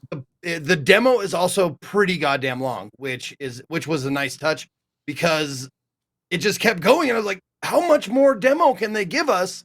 And then like how much more levels and stuff like that. But apparently like there's so many more mechanics and level design, like things, puzzle elements and shit like that you see when you watch the trailers. Like I watched them again, I was like, oh shit, we didn't see that, any of that. So seems like it's gonna be a pretty big game. But like I said, the main draw of it that other games like it don't have is the speed, the movement. Also, it's funny because your character flops a lot and like falls on its head and like ragdolls and shit like that, and then like gets back up again. There is fall damage, but you can go a pretty fair distance without dying. It's not like you take one step off of something. Like you can go like pretty fucking high and not die. But one of the first mechanics they introduce you to that is really cool is the swap. This is the swap mechanic where you hit something and you swap places with it. So they construct a lot of puzzles and pitfalls and stuff like that where you have to use the swap mechanic to get, buy something through something to guard yourself. Like there are like turrets that shoot like firework missiles at you, and what you do is you hit like a big block, you run out, you jump, and these firework missiles are firing at you, and then you swap and then the firework missiles like hit the block, and then you proceed. And the really cool thing about this game is it happens so fast. Like I played games like Braid and other games of like puzzle games of that nature, but they're still, on the slower side. God damn, this game is just so quick and so fun. And it really I thought it was going to be a detraction from the game that your character model is so small, but it's really not. It really doesn't bother me. When I watched the trailer, I was like, man, the avatar is like a very tiny speck on the screen. Yeah. It's really not that big of a problem. It's the equivalent of like, do you think your mouse cursor is too small? It's like, it stops bothering you after a while. I increased the size by 200%. What's your point? Yeah. Do you? Okay. I'm at 400. I'm on that 4K life. You got to go double the double. Yeah. But I think the devs of this with the demo, like even if you go really fast, there's still a lot to do, and I think they know that.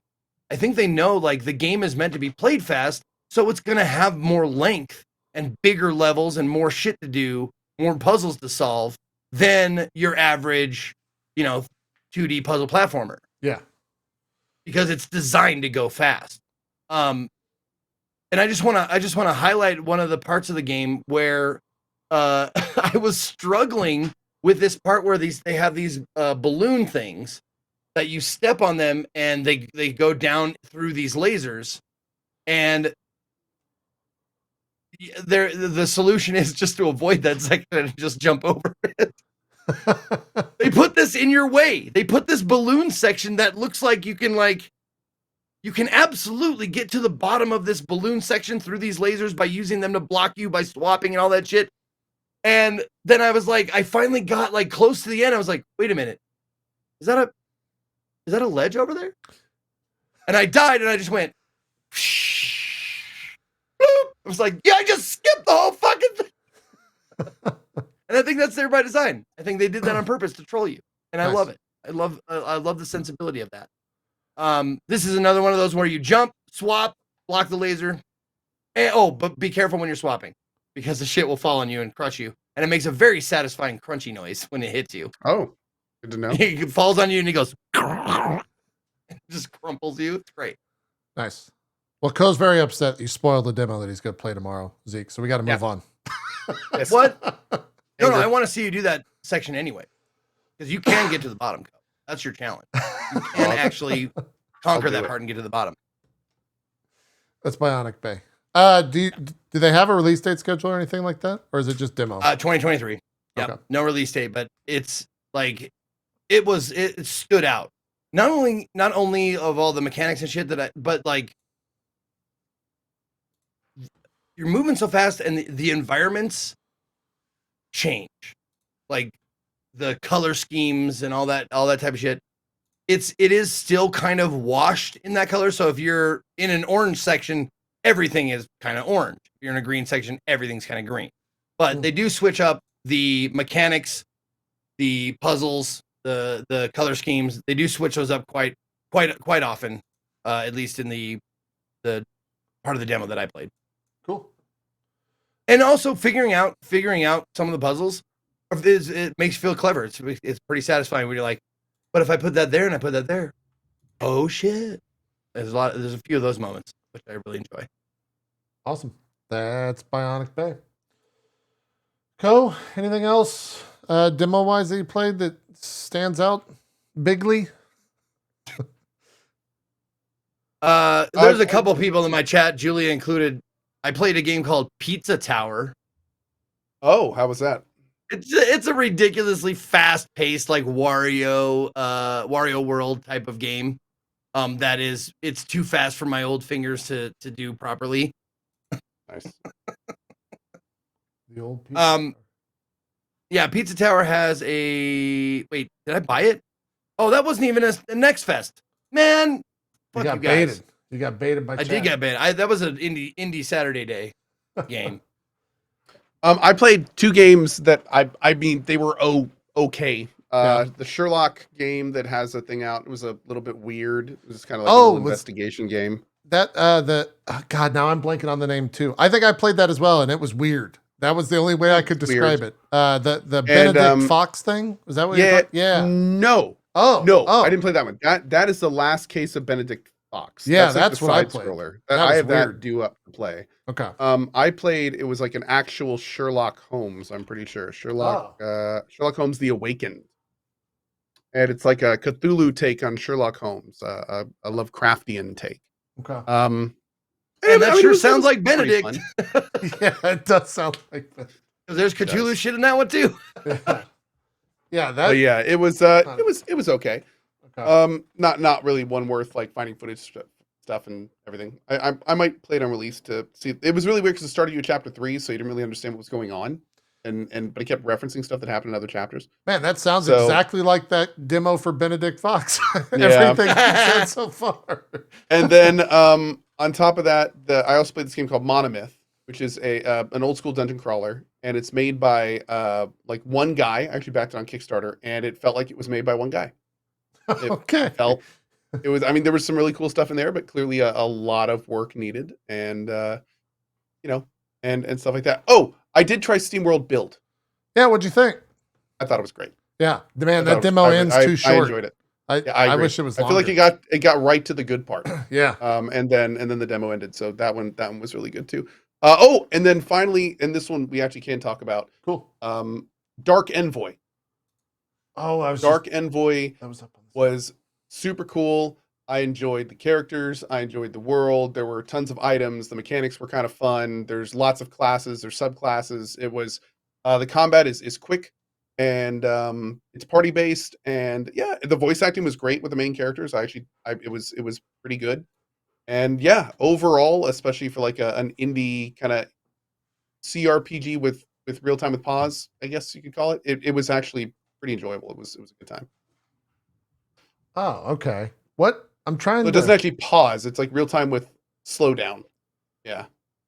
What is the like setting or you're fighting mechs? The setting it's alien. It's alien. So like there's basically there was like a world with like elves and stuff on it, and then along come the humans. The humans came in and they screwed everything up, and now there's like a giant war between the technological humans and like the alliance of the old races, and your characters are kind of getting caught in the middle. It seems like you're kind of in a neutral town, and you're kind of like dealing with that situation. There's not too much story in it. It very purposefully just kind of gets you a little taste of what's going on. But yeah, I had a really great time with it. I'm very much looking forward to playing it on release.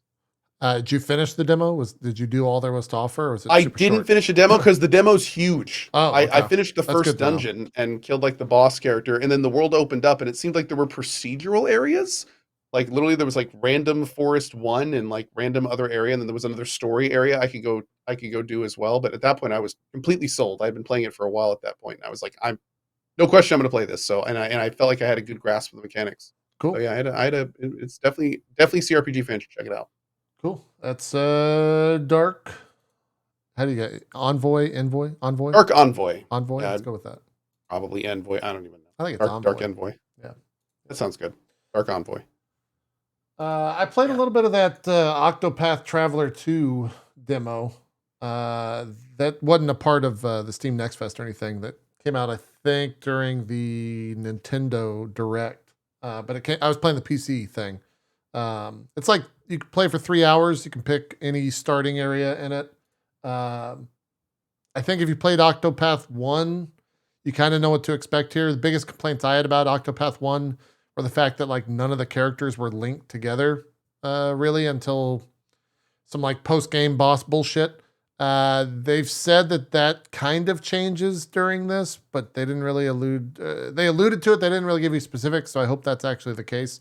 One thing I will say, together meaning like story wise. Yeah. In the first game, they just you kind of, there wasn't really a reason for them to like. Oh, so like a fledgling DM doing Dungeons and Dragons. Yeah, it was. Well, you're all in this spot. Like, it was weird. Why? You all just happen to be there, and now you're friends. Go. Let's go on an adventure. Yeah, it was very strange with that one. Each one kind of has their own story, and you would like follow their stories. I mean, you played it. It was a very long game that had like a really cool amount of systems and had cool systems in it, but it lacks some like cohesiveness for me, I think, is how I would talk about one. I don't know if you have the same feelings on it, Cohh. Pretty for me, it felt incredibly generic. It felt incredibly drawn out. Story-wise, right? Like story-wise. Lots and lots of unnecessary exposition. Yeah. Between parts that were like actually interesting. Love the gameplay. Love the retro feel. Like that's what carried me through it a lot. But by the time I was done, I was just like, I wasn't really interested in anything. There was so much going on, and I was interested in so little of it. Yeah. There was just so much kind of generic adventure story stuff. I got a lot of the same feel with the Triangle Strategy. As I started, that one got a little bit better as I was starting to leave it, but it was just kind of like, same thing. This is the same story I've done like 300 times. Like not super deep story. Nothing. Yeah. That said, whatever changes they've made, and I thought Octopath 1 looked gorgeous. The improvements they've made to this, like graphically, it is like stunning to look at. Like it is an incredibly, I don't even know how to describe it. I had a hard time. It's almost like I want to talk about it negatively because it makes you look at it so much more closely than you do other games. But then when you do, you realize like how gorgeous it actually is. It's a really weird art style that I think got talked to death when the first one came out. And I'm doing the same thing for the second one because they made it look a little bit better. It might just be like the RTX-ness of the water or something that is doing it for me. But yeah, just an absolutely gorgeous game. I played the dancer story-wise, Cohh. It seemed pretty much like the story was, oh, you're a dancer, you got to dance because it helps people out. You got to leave the city, you got to go to the big, or you got to leave the village, you go to the big city, have fun, good luck, you're going to do great, we're all rooting for you. Like, okay. I hope that gets better. Like, I hope we get a little bit more depth there. But this comes out later this month, so we won't have to wait too much longer. Demo-wise, it actually is, you can play for 3 hours, and you can also restart any save and play as any other character, because you get to choose whichever character you start with, just like one. So it's fairly expansive if you want to like go and check out what character you want to start with from a mechanics point of view. But yeah, that's Octopath Traveler 2. It's also not as dark as the Last Dancer story. If you played the first one, I don't know, Cohh, if you remember, but a lot of those stories were like kind of trauma dumpy. Yeah. They were very dark. Like, I'm going to kill everyone that's wronged me because I had some bad shit happened to me. You don't want to know what happened to me. I love how you're fighting from boats. Yeah, boats are in the game. You can drive around on the water. It's cool. Anyways, that's Octopath. Short and sweet. Zeke. Oh. Cohh. 2 games real quick that deserve mentioning, but don't need a lot of time. We were talking about Bionic Bay and the games that it improved upon, like with the speed and stuff. There is another game that's like Little Nightmares, but it's fan-fucking-tastically done. Bramble, the Mountain King is the name of it. God, I saw that. I noped the fuck out of that game, man. I don't blame you for noping the fuck out of that. Bramble, the Mountain King is a lot like Little Nightmares. You play as a little, I think. Like there are you remember the cartoon The Littles? Because you're not a gnome because you meet gnomes, but you're a very, very tiny person. And you're walking around and stuff like this, and it takes place with is it the story of the oh god, what's the name of the fucking witch, the swamp witch or swamp violin swamp guy, the Nacken. the napkin. It's Code, did you follow an umlaut. it? Nacken, but it's a Swedish word or Norwegian word. I can't remember. Yeah, it's getting But posted in my chat. So yeah, you play out the or Finnish. Maybe it's Finnish. I don't know. But you play out the fable of that, and it's the graphics. It's so well done, and it's so fucking creepy. It's creepy. This wasn't on my list because it has a nudity or adult themes flag. Yeah, it's fucking creepy. I'm installing it.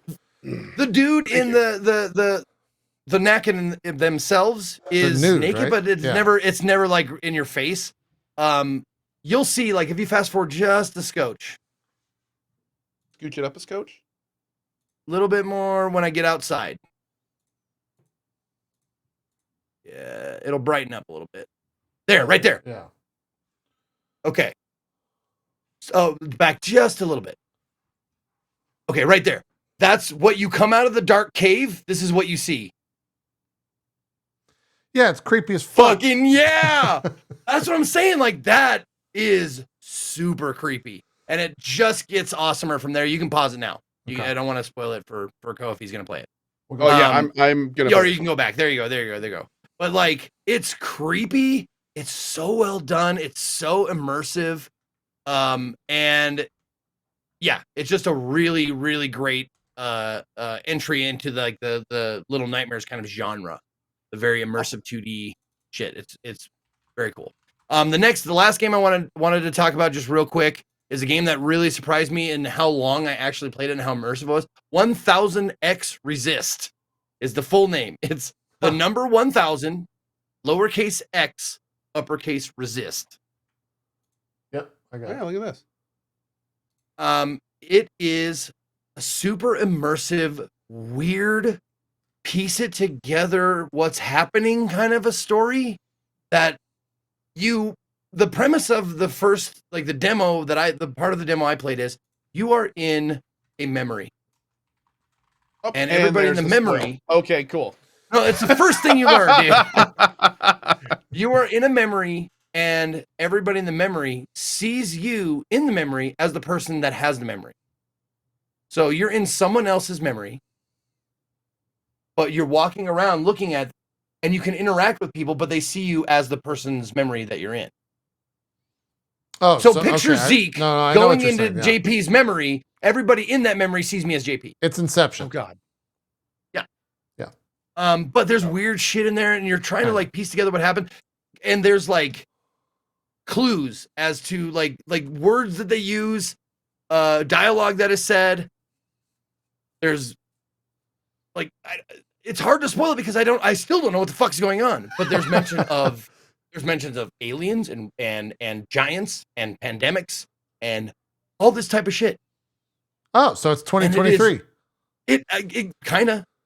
It's super immersive, and the dialogue feels dreamy. It's really artistically done, and the voice acting really enhances it. It's quiet. It's very quiet, but very intense voice acting. Huh. And it's just really, really good. It surprised me at how immersive it was. And if you like, it's slow paced. It's slower paced. So be aware of that. The character moves around real fast, but when you're like moving around the rooms, you talk to other people, or look at other things. That's where it kind of like slows down the pace and lets you kind of take it all in. But man, it was really intriguing, and I'm actually looking forward to playing this when it comes out. No release date, 2023. But yeah, 1000X Resist is the name of it. Oh, I conveniently have it in the top left corner. Oh, this year. Nice. Cool. That's that. That's a show. Oh, Twitch just blipped. Hey, it wasn't us. We only had one drop though, so I'm pretty happy about that. Let's do some shout outs, wrap up the show. Cohh, please. Sure. Go ahead. As always, big thanks to JP and Zeke. Thank you guys for watching. Hope y'all enjoyed the show. This week we've got Returnal. We've got Returnal on PC. We've got Like a Dragon Ishin. And then shortly behind that, we've got Atomic Heart. And then we've got a little bit more D&D as they expanded the playtest. We've got more demos to play. Probably going to be returning to Hitman 3 because that's a huge amount of fun. Maybe thread in some Mech Warrior, maybe a little bit of Stalker, maybe start a Baldur's Gate stuff. I don't know. We got a lot to do. So I hope to see you for it. As always, thank you guys for watching. I got to run. So thank you, Zeke and JP, and see you guys later for more fun and games. Bye-bye. Some stuff here. I'll stay on here so you can do your camera frame, because last week we got a boring one because we learned it has to be on this. The frame has to be active. Yeah. You just this one you just sharded, Cohh. Yeah, that's what he looks like. There he goes. I've seen him shart before. Yeah, that's exactly the face he makes. Yeah, Zeke, do some shout outs. Code rattled off a bunch of games. I only plan one game ahead. So I know the next game I'm playing on Tuesday, I'm going to be starting Deliver Us Mars. Nice. I really enjoyed Deliver Us the Moon. And I've been looking forward to Deliver Us Mars. I was doing CD ROM-a-thon, so I couldn't play it when it released, but now I can. So that's what we're going to do, starting that on Tuesday.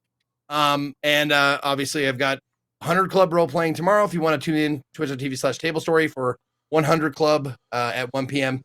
And that's all I got. Thank you to Cohh JP, and follow all my things, Ezekiel_II, Twitch, Twitter, and YouTube. Ezekiel the Third, all spelled out on Instagram and TikTok. Thanks for watching. Some stuff. Who you cheering for tonight? You said the Eagles, right? Yeah, Eagles for selfish reasons, because I just want them to do an Always Sunny episode again. Well, but I mean, they might even do it if they lose. It's always selfish reasons, whoever you want to win, right? That's true. Because you want them to win. Yeah. Apparently, someone in my chat said that there is gonna be a Marvels trailer potentially tonight. So that's just more stupid drama on Twitter that I got to deal with. A Marvels? Yeah, the Marvels, like Captain Marvel, Miss Marvel, and Spectrum, or Photon from WandaVision, if you remember that. Which one was that? I watched WandaVision. Yeah, you'll recognize her then if she's in the trailer. I would be surprised though if there is that tonight. I think we also might get a Mario Brothers trailer tonight. So apparently there was like a small thing that they put out. Anyways, yeah, that's that. We're going to do a show next week. We'll talk about everything we've been playing and all that stuff. I think I'm checking out Wild Hearts tomorrow in terms of what's coming up next. I also kind of want to watch all 20 hours of that Psychonauts 2 thing. We're 5 hours in. We got like 15 more. I just got to find the time. We'll see if I do. That's a lot. You would like that documentary, by the way, Zeke. No, I'm gonna look it up. I'm actually rewatching Fringe for the third or fourth time. So I'm almost done with that. I'm on the last season of Fringe. So yeah, after that, maybe I watch that. Yeah. Did The Last of Us spark your Fringe radar? We saw it might have. It honestly might have. Yeah, that makes sense. All right, we're out of here. Thank you so much for watching Drop Frames. We'll have the VOD up later today over at youtube.com/itmeJP. You can grab the MP3 as well on Spotify, Apple Podcasts, Google Music, all that type of stuff. We're out. Thank you so much. Have a good rest of your day. Bye-bye.